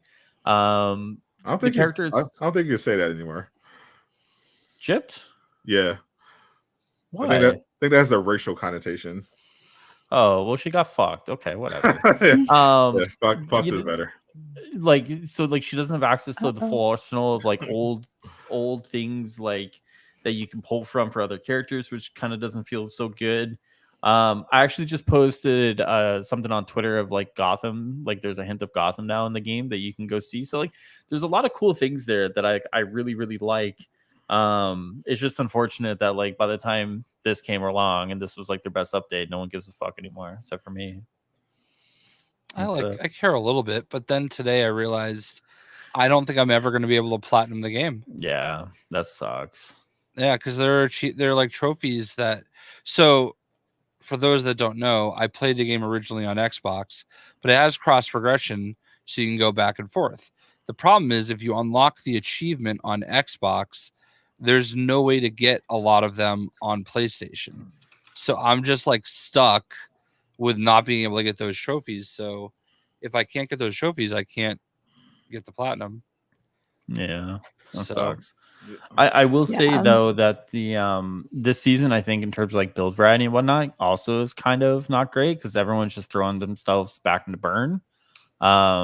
So for another episode, Burn once again is king. So welcome back, I guess. Burn. Yeah, I didn't play enough to to get the feel, but I kind of had the feeling just by going through the gear that I saw. There's like really no good. Are there any good cryo weapons or things?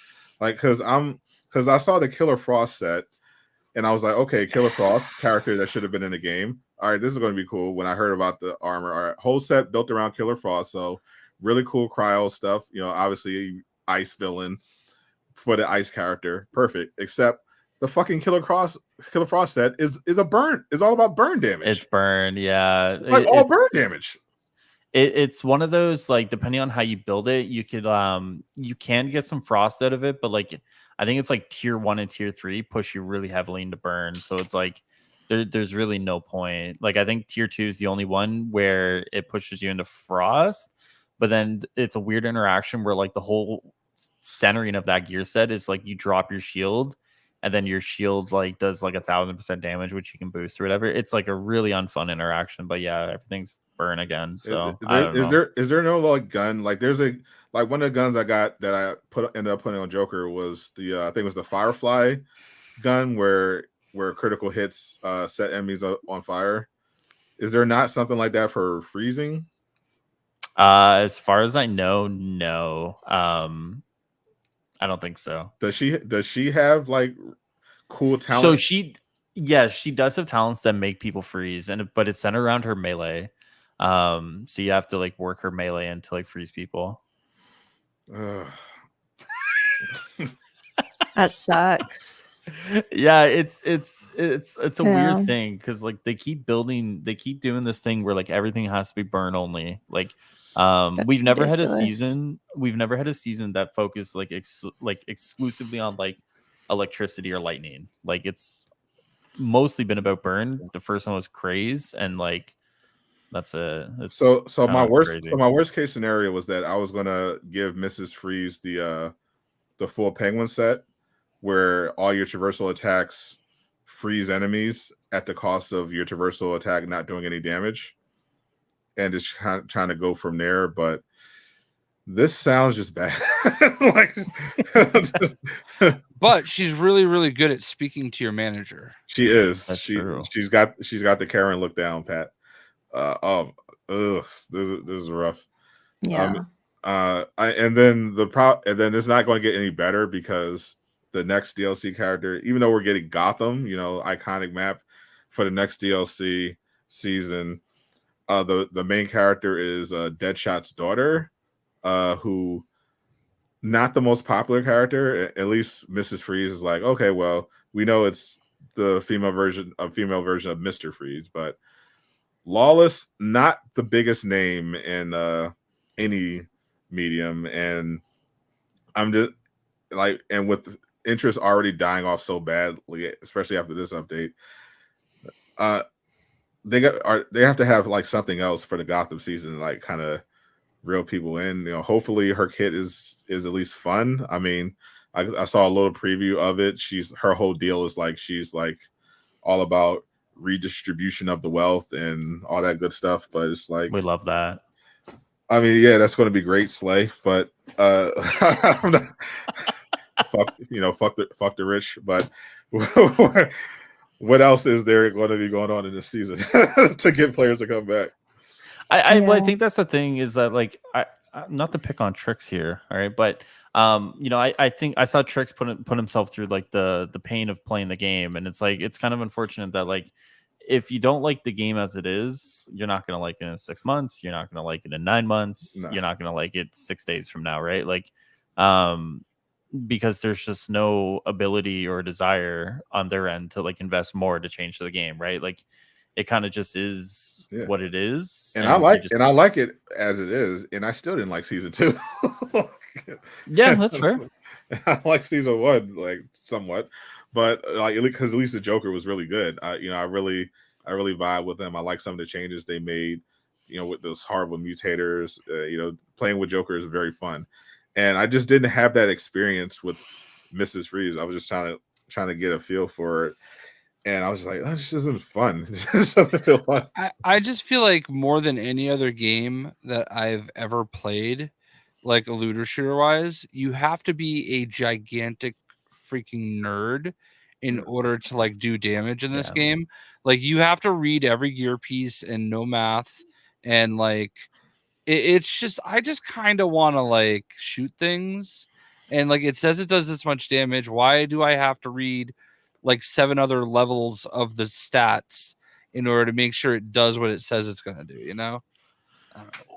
One of the things I think you guys talked about with Rivals was like Iron Man and Thor coming together to do like a really cool ability, right? Like there's these really cool interactions and you can kind of plan them out and you can plan it with your team and yada yada yada, right? But I think the problem with Suicide Squad is that like there's a similar system, but like it's hidden behind so much convoluted mess that like it's hard to really try to plan out what you want to do, right? Because every time you combine, you know, set gear and notorious gear, whatever it is, you get all these different interactions that it's hard to keep track of like what you're looking for and what you want. And then you're having to combine set gear, bonuses, you know, your talents. And then before you know it, you're 6 or 7 layers deep of gear that you want in order to kind of do just a little bit more damage, right? Like it's a mess, frankly. You know, it's not easy. It's not streamlined.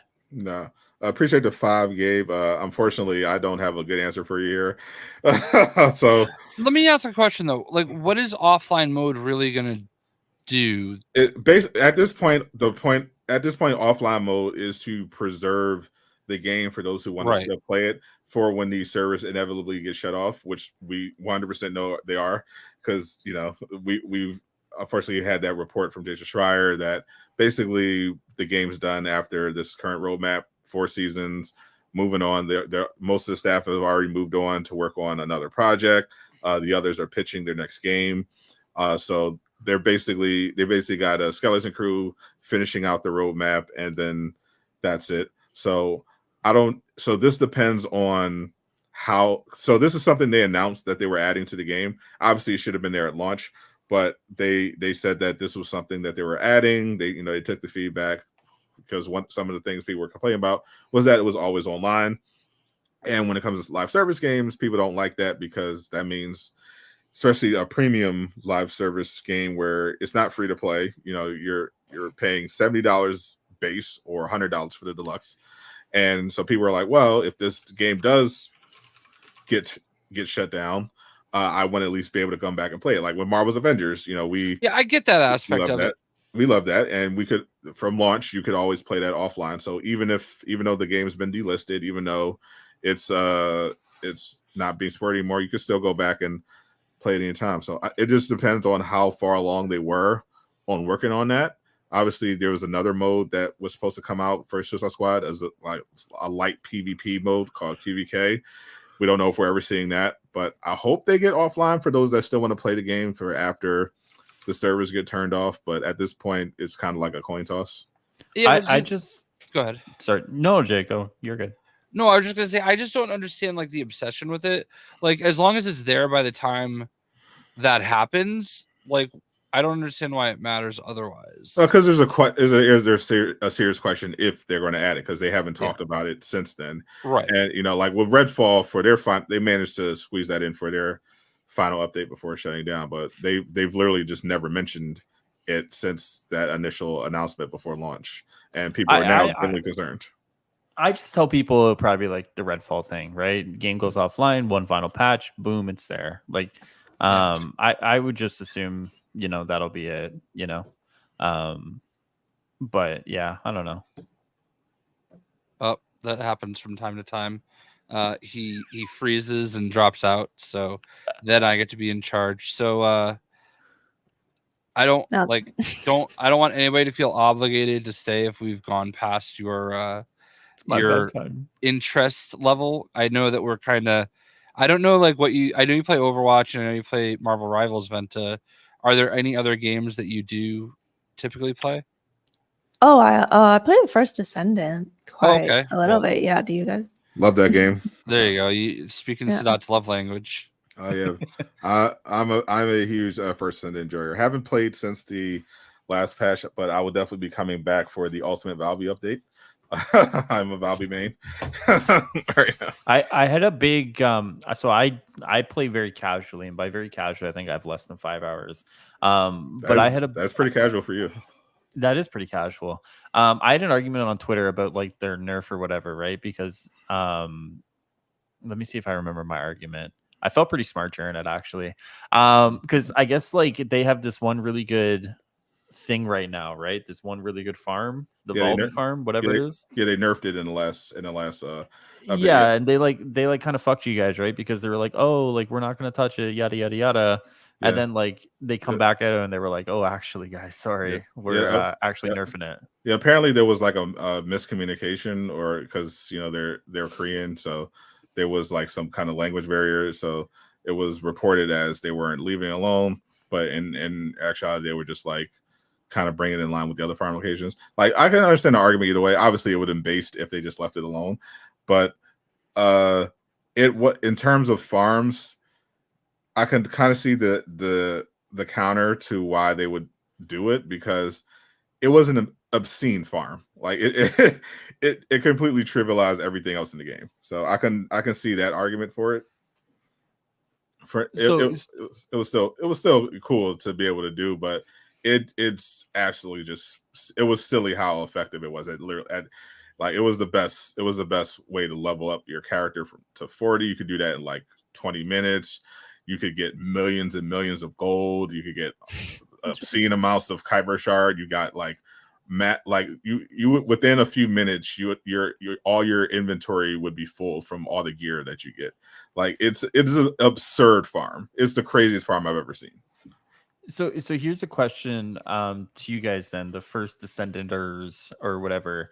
When they nerf this, did they buff anything to kind of make it like better? Because like it seemed like a lot of the community was under the understanding that like one, they originally thought they were going to buff things to match that efficiency. Right. When that turned out to not be true, the next hope was that they would buff things to kind of be better than what they are currently. Did that ever happen, or was it just a straight nerf? That I'm not sure, because I didn't read. Yeah.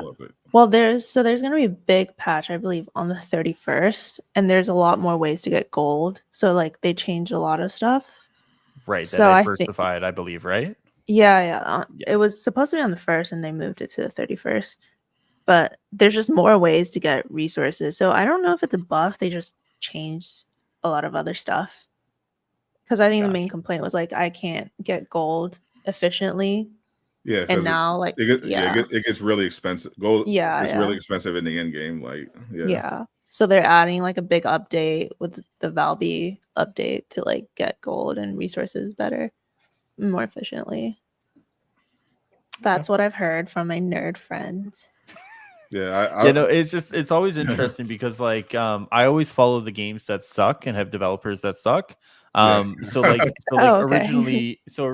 like a lot of people were praising the First Descendant because like I think we're all well aware that like people hate nerfs, right? So like when it was announced that like they weren't nerfing it, people were like, oh my god, the greatest developers ever, like Bungie who? And then like they actually whatever happened, right? So does like that change your perception of the game whatsoever, like these developers, or I think the update is really good actually. So I don't really feel emotional attachment to the developers. I mean, it was really cool that they did that, but it's also kind of ridiculous if they kept it in. Yeah, it was an absolutely obscene farm. Like there's a very valid like in the case of, for example, Helldivers, those nerfs were largely just completely unjustified, and that's why that pissed a lot of people off, because Helldivers had an initial problem where there was basically a meta had developed early in the game where basically everyone was using railgun and shield, because everything else pretty much was ass. Like the weapons were mostly underpowered, and especially at higher difficulties, you basically just needed railgun and shield in order to just not die and get clears consistently. And instead of adding new weapons or just buffing the initial weapons and a stratagem so that divers had not only just had more fun, but also you didn't have a bunch of weapons that were just sitting there. It's like, no, we're just going to nerf the railgun and shield and just leave it at that. Fucking leave it at that. on top of all the other bugs that were affecting people that were still left in the game. So stuff like that is what Highruler is used to, and me to a degree, because we played similar games. So that's why there was that big reception to the First Descendant, because that is an unfortunate mistake devs consistently walk into, especially in PvE games, which drives me fucking crazy. Why there's this obsessive need to nerf shit in PvE games. Like it's necessary in PvP, obviously, because there's that competitive aspect of it, so you have to make sure balancing is very important. But when you're just fighting the computer, there's no competitive, there's not even leaderboards. Like the whole point of like a game like Helldivers is just having fun with your friends, killing aliens. Like, why do you need to obsessively do balancing and nerfing where you're basically just nerfing stuff? It doesn't make any sense. I understand. That's fair. Would you like to know my Snapple fact? Okay. 100%. Okay. A group of raccoons is called a gaze. A gaze. A gaze? Like, yes. Gaze. Oh. Look at those gays over there. Yeah. Look at that gaze of raccoons. I'll have you guys know That was like, a fun we fact. have like a raccoon epidemic in Toronto. It's crazy. Oh, that's awesome. Oh, that's adorable. So cute. Are they raiding your house? No, luckily I'm like, a little bit outside of the city, so like they don't make my way out here. My way, actually, we have like foxes and coyotes, but like raccoons in like Toronto and like probably closer to where my girlfriend lives. Like it's quite a big issue, actually. Are they like attacking people? No, they're just like very domesticated. So like they just like hang out everywhere. Like they'll come up to like your front porch, they'll come up to your garbage cans. Like It just sounds cool. They're just like, that sounds great. okay, all right. Just have a raccoon friend just hanging out. Yeah. Their squirrels are also like gray. They're like different color than our squirrels. Oh. Their sports are also worse. Yeah, way worse. Okay, listen, just because we cheat, like just... And they have Drake. Yeah, that's it. Yeah. Yeah, that's a tough one. That's tough. That's tough. Yeah. They have Drake and Justin Bieber. Oof. Okay, but like, listen. At least Justin Bieber's not in a Kendrick Lamar song, allegedly being accused. Well, yeah, yeah, I guess. Well, no, if we're no, it's a really dark topic. We can avoid that. But like, yeah, it actually does get pretty dark with Bieber. I want to get into that. Yeah, that's a little much, but So raccoons. like around my area, we mostly have like kind of like cats just hanging out. Occasionally we get a raccoon or a lot of squirrels. Occasionally a skunk. Which I hate. Not a fan of the skunks. We have a bunny epidemic in my neighborhood. Oh, it's the best kind of. Oh, really? Yeah. I don't think you could call things involving bunnies an epidemic. I can, because one time Thor chased after it and almost had a heart attack. Oh yeah. Well. So we don't like the bunny. Thor has a heart condition, and he's old. And he's 9. No. He did just come down here. I don't know. Thor, are you in here? Thor? I don't know. He just walked through a minute ago, but I'll just shake the treats. He'll come running. There you go.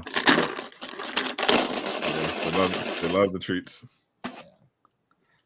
He might have gone back upstairs. I don't know. But anyway, if you don't have a heart condition, the bunnies are awesome.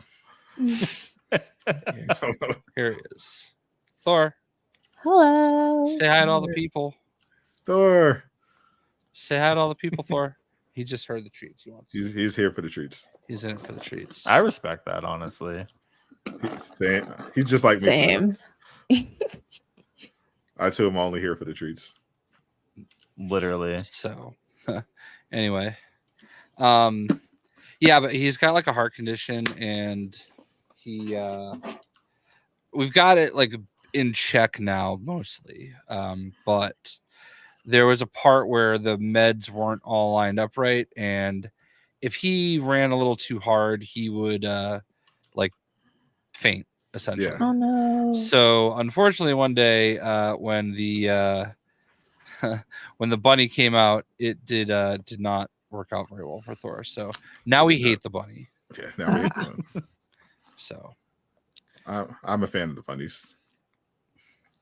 well, Just keep them away from Thor. Evie's a terror. Evie can have some fun with the bunny. She's young. She can handle it. I don't know if you've heard this story, Venta, but we just adopted a puppy boxer, like she's almost a year old, and so Thor's a boxer, and like the second or third day we had her, she was learning that she can run really fast. I don't think she'd ever seen a backyard before, and she's figuring it out. Totally chop blocked me, jumped full speed right into the back of my legs, took me out, bruised my tailbone. A month later, I am still in a lot of pain. Yeah. Oh my god. She's a 35-pound dog. I am a very large gentleman, and absolutely just took me out. My phone went flying. I'm laying down on the ground in absolute agony. My wife is inside, has no idea any of this is going on. She keeps running over and is licking me in the face. I'm just making noises that I don't think I've ever made in my life. It was. I actually do wish this got caught on camera, so I could have at least like gone viral. Yeah, and like got something out of it. It 100% would have, because every time I hear Yeah. this, I'm laughing every time I hear this. Oh, you're laughing. It's so I'm funny. concerned, and you're laughing. This is the funniest story Jay has ever told. Yeah. Yeah, just imagine getting taken out by a little 35-pound like. It's just the way he describes it. Like thinking about him, like on his back, like his phone flying through the air, and he's just sitting there like. It's something out of like a cartoon. That's terrible. To be honest. Yeah. It's so Well, funny. the worst part is that like my butt has hurt ever since. So like when I'm sitting, I'm like in pain. Which That's is so why, horrible. which is why like I have turned my camera off a few times to like get up and stretch for a second. But yeah. So that's a funny no, let's not talk Okay. about the chair. Okay. We're not talking about the chair. His What $20,000 chair that he hates. The Herman Miller Logitech chair that like everybody swore was like the greatest chair ever. I fell for it. I bought it and I hate it. Why? It's so uncomfortable. It's just not a good chair. I just hate the way it's designed, and I've wasted $1,600 on a chair That's crazy. That's that so sucks. much. I Yeah. know. And I That's only so did it much. because people are like, oh, it's got a lifetime warranty. And, it's the best chair I've ever had in my life. There's not a place to write a review on their website either. Trust me, I looked. Yeah, and the sad thing is the chair that I got for like a couple, like I think it was like $200, a little less than that. It's the best chair I've ever had in my life. And but Jay got it, and it still wasn't for him. It was like close. I don't know. Anyway, so the quest for Sucks. the perfect gaming chair continues. right. For Jay Chuck West. Well, then when we went to Pokemon Go Fest in New York City, we stayed at a hotel, and they just had this like cheap $40 Staples chair or something, and I was like, wow, this is like almost more comfortable than my other chair. Like it was those cheap things. So like, I don't know. Anyway, It's sad. So did everyone here see Deadpool and Wolverine? Is that safe to say? Yes. Highruler. Maybe. What is that? I'll take that as a no. No, I did see it. I saw it with my mom and my girlfriend yesterday. Alright. What's today? Sunday? Yes, yesterday. So no spoilers, obviously, but the verdict seems to be, from everyone that I've talked to that's seen it, it's awesome. Vincent, I think, had the worst opinion of it. oh no, What? She didn't. I I believe you said it was fun. Oh no. is that wrong? Yes. Oh, my bad. I believe didn't have I believe my description was this was a classic, one of my favorite superhero movies, definitely a top 3 Marvel movie. And Bento was like, it was fun. Well, I didn't want to spoil it. I don't want to say too much. You didn't want to spoil it to me. I saw it. I saw it. I would say 8 out of 10. What would be like a 10 out of 10 for you? Oh, Shrek 2 probably. Oh fuck. What would be a 10? Dune 2 is my most recent 10 out of 10. So it might just be matter of taste because I still haven't finished Dune 2. And it's been crazy. And it's been over a month. I thought I liked Dune 1, even though it was a slow start. That to me was like a 8.5. I thought it was overall good. Didn't quite like the ending. I don't like how, like, I don't understand. I understand the part 2 thing, but you gotta really choose which plot point you end on.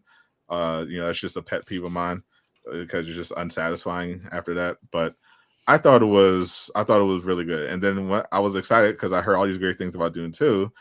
And I was watching it, I was like, okay. I just all right, I'm gonna watch something. I just think that when I come out of a movie and tweet in all caps that Deadpool and Wolverine is the greatest movie of all time, that is not the time for you to try to tell me movies that you think are better, because I don't give a shit. I just want you to know how much I just want you to know how much I love Deadpool and Wolverine. Obviously, I'm being facetious. I don't think it's better than Spaceballs, so it's the second greatest movie of all time. Yeah, and it's obviously not better than Gladiator, but it's. But what about Gladiator 2 though? Well, Gladiator 2 is obviously going to be the one of the greatest movies of all time. Okay, I feel like I've already seen it. Yeah, we've all seen it. We watched the trailer, so yeah, exactly. I feel like it's definitely worse than the first one, but it's going to be solid. Listen, I just have to say though, for Deadpool and Wolverine, I feel like you have to go into it blind to really appreciate it for what it's worth, because like if any of those cameos or situations got spoiled for me before I saw it happen, which none of them did.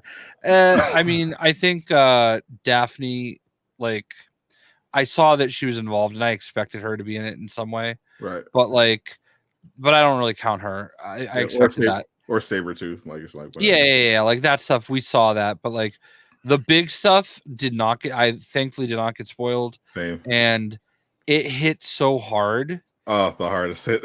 Yeah, like it was fun. It was fun. Like when those people walked in the room and you're just like, oh, that's no way. Like the third one, I think the third one, like I had to explain to my wife who it was at the end because she didn't pick up even on like the actor, let alone like the character. But like she knew everybody else was. But yeah, it was just really fun is a good word to call it. I'll say. I said that. No, I was agreeing with you. I was giving you the okay.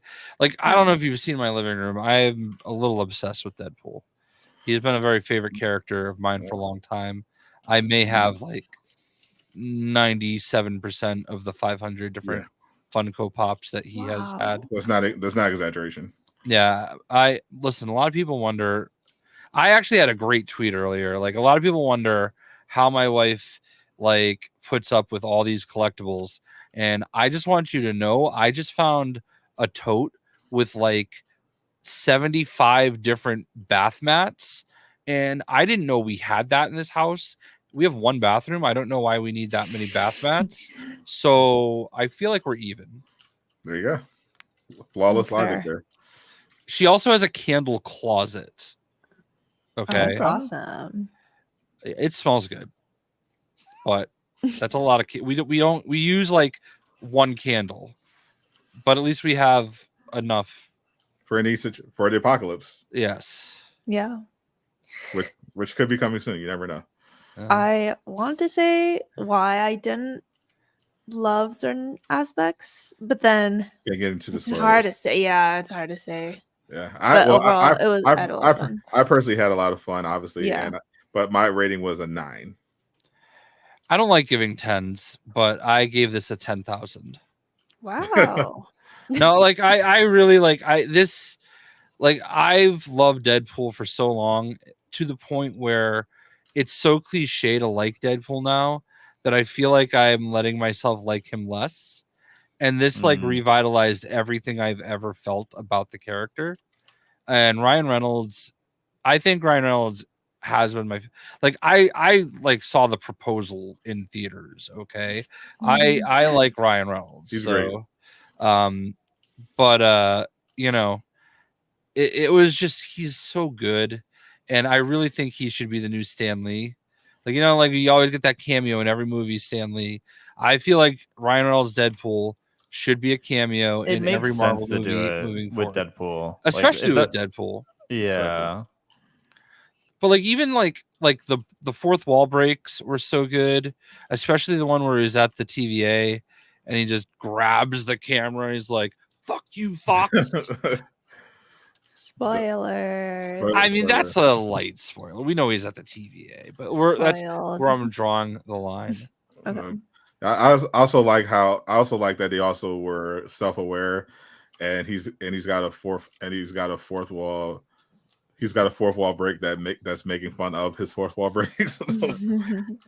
I didn't cool. I didn't get the popcorn bucket, but we had these like tin ones that were really cool. That's so cool. Yeah, my theater didn't have any cool popcorn buckets. Yeah, I didn't mind. They just gave me a normal bag of popcorn. Me too. Jealous. I was very disappointed. Same. Yeah. So, also speaking of collectibles, all the spider dorks can be very jealous. Oh yeah, I saw a lot of that on my timeline.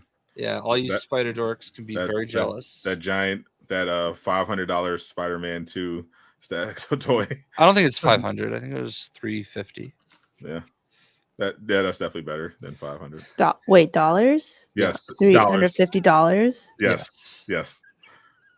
For what? What is it's a toy. It's an 1/6 scale. We call them collectibles. Well, listen. It's an action figure. I mean, look at my Jin Sakai. Like that thing is huge. Yeah, so it's a tall Spider-Man toy. Worth it. Did that include shipping? The 350. Yeah, I think the shipping is free at that point. Free shipping? Okay, cool. Wow. Well, if the shipping is free, that's a bargain. So yeah. You got to do it. Yeah. I saw when they first started showing those off, I was like, oh, that's really cool. I should get one. And I was like, okay, how much is it? Okay, I don't think I'm going to get one, but yeah, I think this is my 8th Spider-Man. You really like Spider-Man, Jay? Wow. I really have never been a big Spider-Man fan, but you would never be able to tell. True. He's got all the toys. Yeah, I ended up getting the Spider-Man 2 Collector's Edition, which was like $200, but I justified it because Sony sent me the game for free and a bunch of other Spider-Man related shit, and I was going to make enough money off of it. So I was like, oh, that's fine. It's part of the game. I could do an unboxing video. It's all good. It's an investment. Yeah, so I didn't mind. But yeah, the statue, I was like, I'm gonna draw the line here. I think I can draw the line there. As cool as it looks, I'm not a big toy collector anymore. Not since I was a youth. I do still have all my action figures. I just eventually I need to get a cool background for my streaming room with the shelf. I'll start putting some of those up there to show off my nerd credit instead of this generic green screen, so I could be more like J Shock Blast. Yeah, it's tough. I have all my skateboards from Suicide Squad set up back there. Yeah, I still didn't put my scooter together. I don't think I'm ever going to use it, but I like the idea that I have a Harley Quinn scooter for Suicide Squad. Cool. I can't believe they didn't send me shit. I know. But To be fair, you didn't start your shilling arc until like late into the. that's what Jay was saying. You guys were like so early. Yeah, you have to be shilling from the beginning. It's like it's like a pre-show, right? Like you got a pre-show before you show. You pre-show just in case the game is successful, and that way they show your appreciation early. Yep. Like if you show after the investors are panicking, then it doesn't matter anymore. Yeah, because all the freebies are dried up, right? Yeah. PlayStation, if you see this, Concord's going to do great. They're not right? going to do. Concord's great. I'm sorry. I'm going to tell you that right now. They're not watching. Listen, I just want that controller. That controller looks really sick. All right, PlayStation, send me the controller. You love Concord. They are nice. Exactly. They did send me this, which was very nice. That's cool. This is my default controller now. I just use it. I love that. Well, Highruler, if you wait, I mean, this could be the next Babylon's Fall. So if you keep tagging PlayStation and you keep showing your support for Concord, they might send you some swag. Listen, I haven't gone through all my comments yet, but I did that video, and a normal video for me gets like 30 to 40 comments. I have almost 200 comments to go through on that video. Like I'm kind of scared. I think I'm on like some hit list now or some shit over it. It's like it's insane. Actually, also just to peel back the curtain, Sony's also not watching your YouTube video, so I can give you the email that you need to send. Honestly, if they see the abuse I'm going through, they might take pity on me. So yeah, if you don't mind, I have an email I can send you. I appreciate that. You can make your case for Concord. The internet is wild. Like honestly, like. I did not understand like how people have escalated their hate brigades like until I had the audacity to comment on Yasuke in Assassin's Creed Shadows, and like all I said was like maybe he was, maybe he wasn't. Who cares? It's a video game. Cope. And that turned into why do you hate Japanese people? Oh, like what do you mean? Did you go through that guy? Did you go through that guy's Twitter? Like the most like outed racist I've ever seen. Oh yeah, like, the one from yesterday morning that like responded to something. He's like, "Why do you hate Japanese people?" I'm like, "What are you talking about?" And then you like read through his like replies. Every reply is like racist against black people. Like, everything, and I'm like, it's insane. I literally have a $1,600 statue of Jin Sakai behind me. I went out of my way to go meet. Maybe I do hate Japanese people. I can't remember his name. No, I don't want to say that. Clip it. No, don't clip it. Don't clip it. No, Jin Sakai's voice actor. Can't remember it. Don't help him out. Yeah, no one say anything. I follow him on Twitch. Suji. Anyway, him. Daisuke Suji. Daisuke. How can I forget Daisuke? We literally had Daisuke Matsuzaka pitch for the Red Sox. Okay, listen. Okay, all right. No, that definitely we got a voice. No, but like it's wild. It's wild the way that people do this now. Like if you say something, it's not enough just to like disagree and argue a little anymore. It's like, oh, you're a pedophile.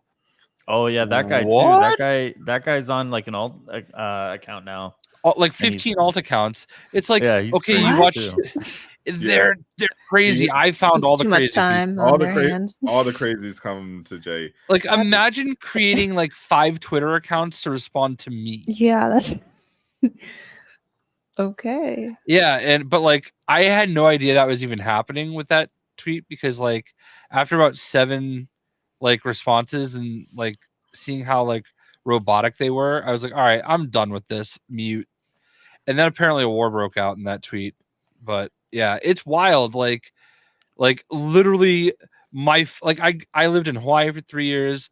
My dad was stationed in Japan for a year. Like, we grew up around a lot of Asian culture, you know. The people, and like, absolutely, the people complaining about this do not care about Japanese people. no. They're 99% of them are white. They're also racist, and they also do this with every other culture war bullshit. They follow people like Grums, and whenever one of those grifters says this is the new woke target, they just run over there and brigade. They know nothing about any of this. They never heard of Yasuke before this game.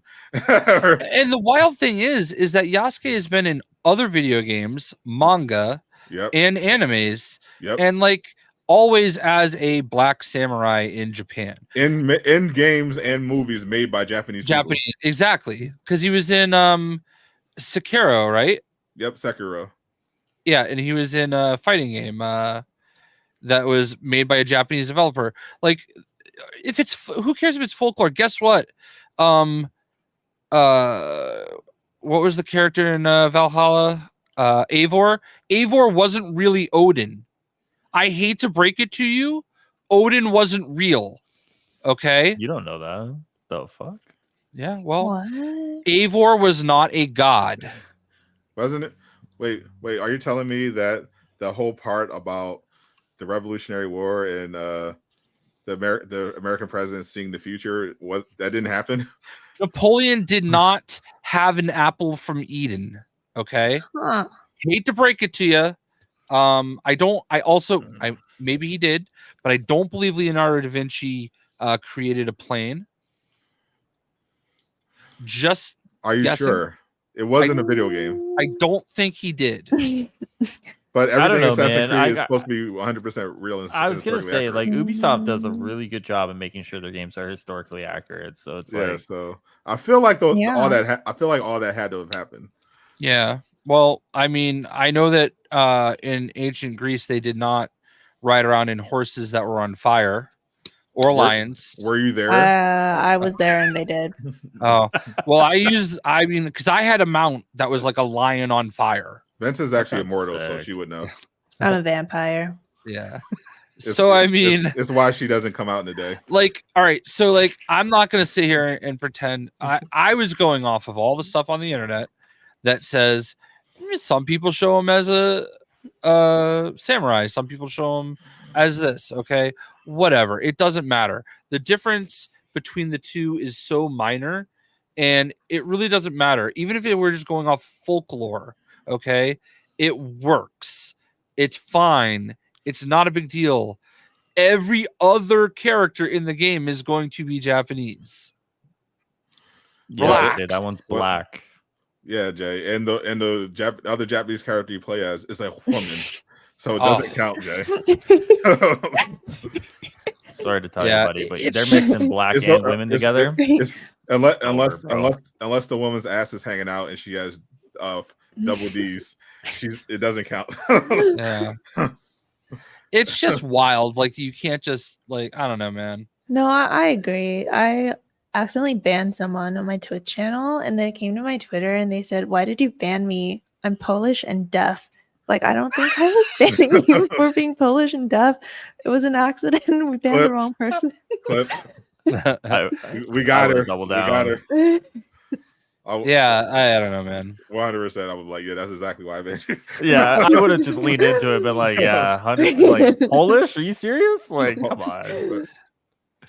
Yeah, I think the problem is that like people are so emboldened nowadays to like say like some of the craziest shit ever, and there's like literally no repercussions. Like canceling is canceling is not a thing. Like, we can just be honest. Like nowadays, if you get canceled, like what's really the worst that can happen? Unless you're like a literal nobody, then like sure, but like if you have some sort of like community or like financial gains to make out of it, like canceling is not a thing anymore. So and then everyone else just hides on alts anyways. So I mean, we did just get that big cancellation over on in the Mr. Beast world. Ava's I don't know what's going on there. But like Ava got so Ava transition into Ava. That was a big controversy because the alt-right were like, "Oh, trans people, blah blah blah." Oh my god! And Mr. Beast was like, "No, that's my friend. Fuck you. I'm not gonna fire them." And everyone was like, "Yay!" And then a bunch of stuff came out like, actually, Ava might be a PDF file, and all this other problematic stuff. No. They were messaging a 14-year-old inappropriately, and they were a big fan of this guy who's famous for drawing child exploitation material. And so Mr. Beast fired them. So Okay. yeah, so canceling can't happen still. Sure, yeah. I mean, at a certain level, there are things you can do to get yourself like at least it's canceled in that regard. Like, yeah, so the level is pretty, it's there, but like for the rest of these people, like you can say all sorts of crazy shit about well, if you're just minorities, and I mean, if you're just a nobody, yeah, but if you're already part of like that side of the culture war, then yeah, the more horrible stuff you do, as long as it's not that. Like even they were pulling back on Dr. Disrespect after that those tweets he made. So like there is a limit even for those people, but yes, for anything else like racism, they're fine with that. So if you're on that side, I'm willing to make you can be a successful grifter. I'm willing to make the bet right now that we're in July, Doc comes back in about a year and gaslights everybody and makes a return, and he's pretty successful at it. I'm willing to kind of take that bet right now because that's actually a good bet. Yeah, I could see that happening. Yeah, there's still enough wiggle room in his statement, and the big thing was like, oh, there's no proof, whatever. He'll gaslight his way back unless somebody drops the logs. Yeah, but I don't want to read those logs. I'm good. I mean, realistically, they would just drop a couple of really bad screenshots, and that would just be the end of it. Like, yeah, true. Like that's all. I feel like that's why he made those statements, because he knows those logs exist. Otherwise, like he had no incentive to say anything. Like if he just said nothing, they wouldn't have turned on him. They would have stuck with him. But the fact that he made that statement makes me think that he knows that they have the logs and could drop them. So he was like, let me get out ahead of this, because he probably thought they were going to. Yeah, he definitely probably did think logs were dropping, but like the amount of people who have those logs got to be in single digits. Like only takes one. Only takes one to tweet it out. No, you're not wrong. You're definitely not wrong. Just the amount of people who have those logs, I think, would be such a small number that'd be kind of wild. But yeah, I don't know. That's a wild situation too. Yeah. Anyway, sorry I took it down that path, but like, thanks, Jay. It's Jay, just that's really great of you. Yeah, that was nice. I'm just out here existing, and it's like, oh, what do you hate these people? I'm like, what are you talking about? Like how? Like I don't know. Existing on the air can be hard, Jay. Yeah, I think the point is that it's really hard to just enjoy things nowadays, like on the internet, yeah, right? Because like you see it even yesterday with like the MCU stuff, right? Like dear God, if you like say you were excited for RDJ yesterday, like you were massacred, right? Because like everyone is looking to like debate you into like submission for like any sort of thing regarding anything that you may like, right? So like, even if you were to come out and say like, oh, you like Assassin's Creed or whatever, like you're gonna have a bunch of people ready to like throw knives at you every time without feel like it, and even when you're actually covering, like this happens all the time. I'll cover a game and I'll have people hanging out like at all hours, just coming in like, oh, this game sucks. I'm like, bro, you're here. You're here. Why are you watching? You're here at 9 o'clock on a Saturday night. What are you doing? Yeah, brother, please go get a life, like for real. Like there has to be something else you could do. I think the thing is that like legitimately, I think I'm ready to say that like the people who are like the most angry online have like the most unsatisfying lives outside of it. Like, absolutely, if your whole personality is like to debate people online or like to fight people online or to like tell people they're wrong online just for liking something, like you gotta find something meaningful in your life. Like, like go like get a hobby, find people, meet people, have some sort of like connection with the outside world, because like what a miserable existence you must have for Not wrestling. Highruler criticizing their hobby of talking shit to everybody on the internet. It takes a degenerate for even Highruler to continue, because like I've really tried this year. My 2024 goal was to not fight people on Twitter, and I'd like to think that I've done quite well. But like the problem with that is I just come on podcasts and like make sly remarks across like generalizations of people. But like I feel like it's a win. And in Highruler's defense, he's usually only toxic about things he's passionate about. He doesn't like. That's true. He doesn't go to something he doesn't care about and then just berate anyone that likes it. Fair enough. Yeah, like the one thing too is that like I honestly didn't like the First Descendant. I'm actually been playing it for the last like half hour while I'm doing this, but like I really tried hard not to talk shit about the First Descendant, even though there's like parts of it that I didn't like, because I didn't want to ruin it for other people. But like there's never that common courtesy back, right? Like it's always just one of those things where people are just like, I'm gonna shit on everything you like, and it's like, well, okay, I guess. Yeah, that's also kind of funny that you say that you're trying not to fight people, because the PDF weirdo came from me responding to your tweet. Like I don't remember what you tweeted about, but I said like you actually quote tweeted that person, and I said something super generic, and now they've had like a hate boner for me across like 7 screen names ever since, because my response to them was LOL.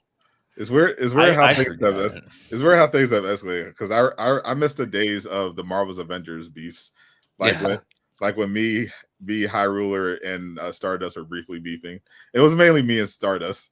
Like I was just there. He was just in the middle. Like I just wanted to be a part of it, He just wanted to chime in only because I called him your sidekick. I had to. You had to defend your buddy. But I had to defend the Robin to my Batman. It's kind of how it works. But even that felt harmless in comparison to the stuff now, because that was mainly like a kind of misunderstanding. Like I had no idea he was just holding this inner resentment for me for like over a month just because I called out the I didn't like how the what was this Avengers controversy? Was this about the XP thing, or was it? Oh, maybe it was the XP. No, thing? It was the IP address thing. Oh, did I? What was my opinion? I think my opinion was that I didn't care. It wasn't a big deal, right? And then I felt like the downplaying was kind of irresponsible, because I thought. Gotcha. Yes. My thing was that like this is just such an egregiously stupid thing that never should have happened. Like the idea that you would ship a patch that doxes your players is fucking wild to me, in general.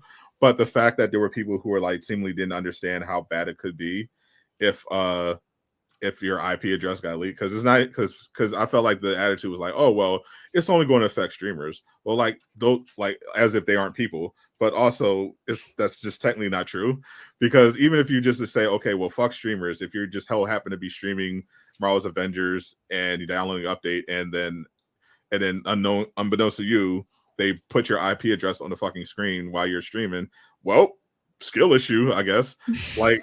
Okay, I think you're shitty, but whatever. But didn't even affect just streamers. Like, because for example, PlayStation has this feature where it automatically screenshots and shares different achievements and stuff. So that's also a thing that could happen, that it could accidentally be shared. You have no idea that's happening. So it wasn't even just people who may have been accidentally streaming at the time or whatever. So I just felt like just the idea that anybody could have been doxxed because they couldn't be bothered to fucking check an update before sending it out. What's fucking insane to me.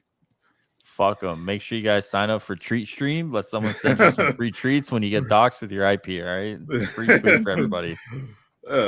Other people disagreed and was like, "Oh, that's fine. It's not a big deal." And I was like, "I don't think it's fine. I think they need to do a lot better in the future, and that led to this whole beef of But I think to your point, yeah, like it was never like that serious. Like I'm not gonna fucking be like, Sadat, you know what Sadat actually is? Like, yeah, like nowadays, like it's so fucking extreme it that just escalates so much. Like I always account to it as like nuclear war. Like it used to be like you throw like your little soldiers and your tanks and your aircraft, and now everybody just throws nukes right away, right? Like 100%. it's never.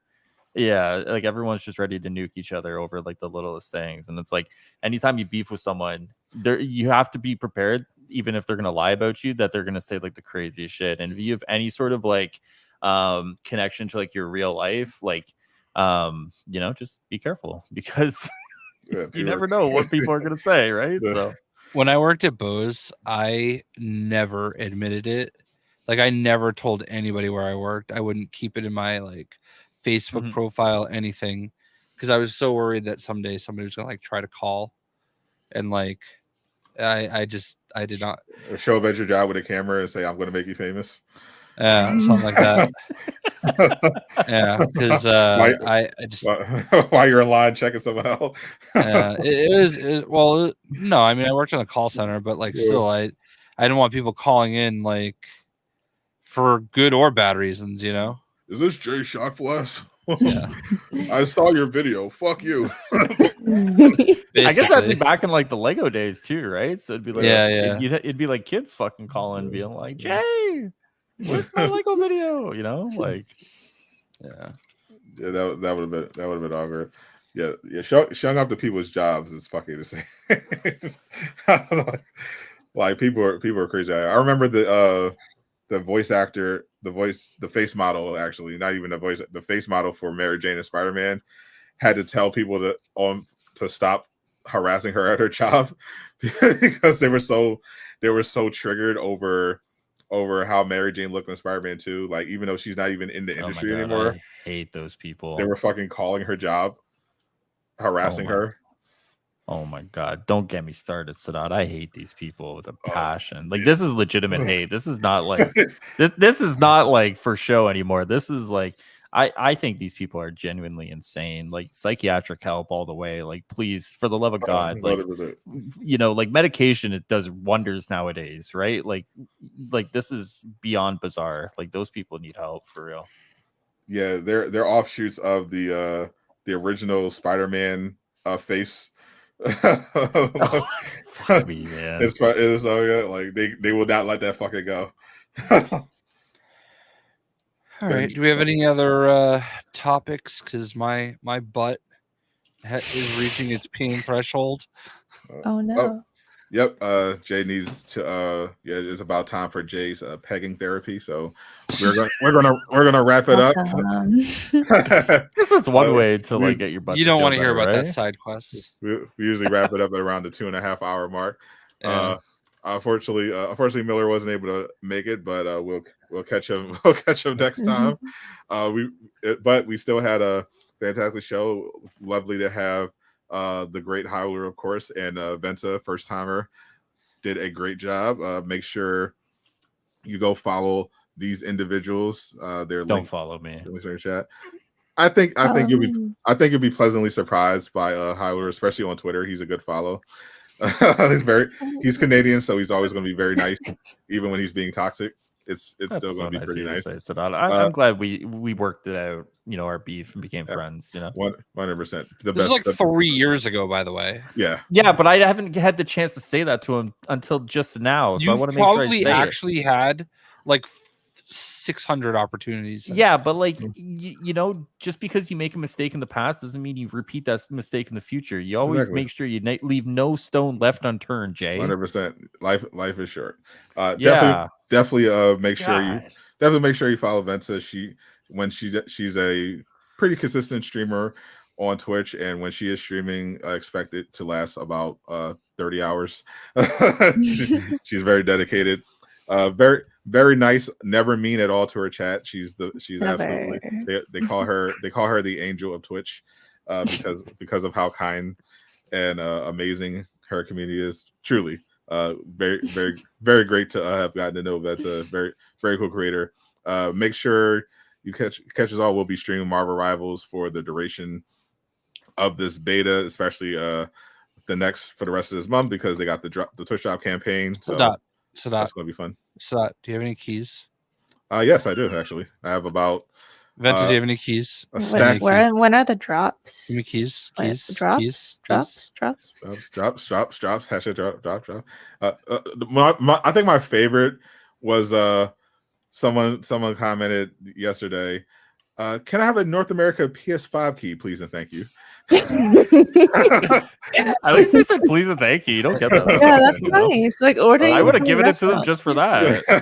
Yeah. I considered it, but no. I said fuck you, die. But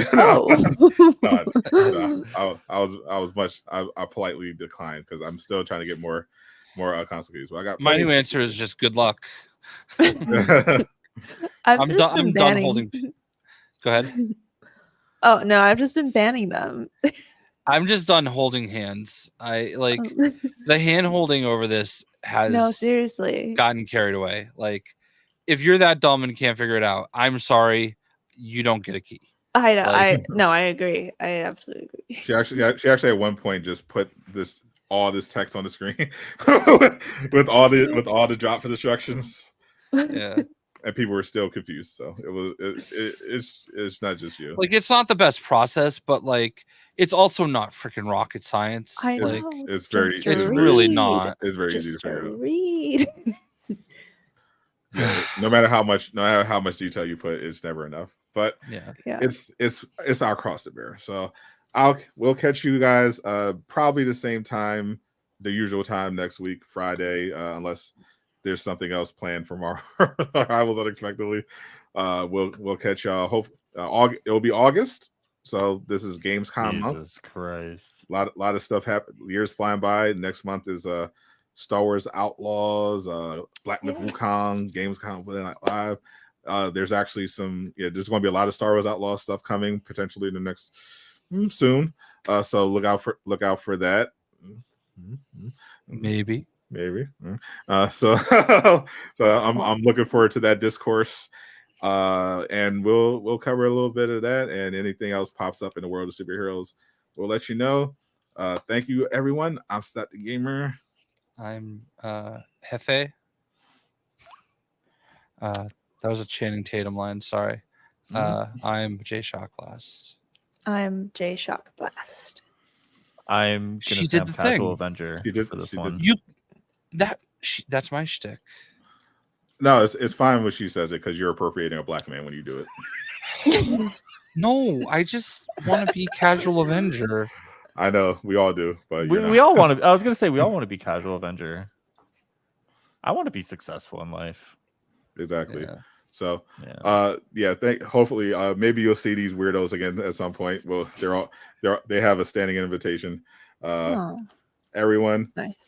Thank you, chat, once again. Thank you, everyone. Gabe, Capte, Eastwood, Team Venta came through. Lovely Lola. Appreciate everyone stopping by. Peace out, my naysayers.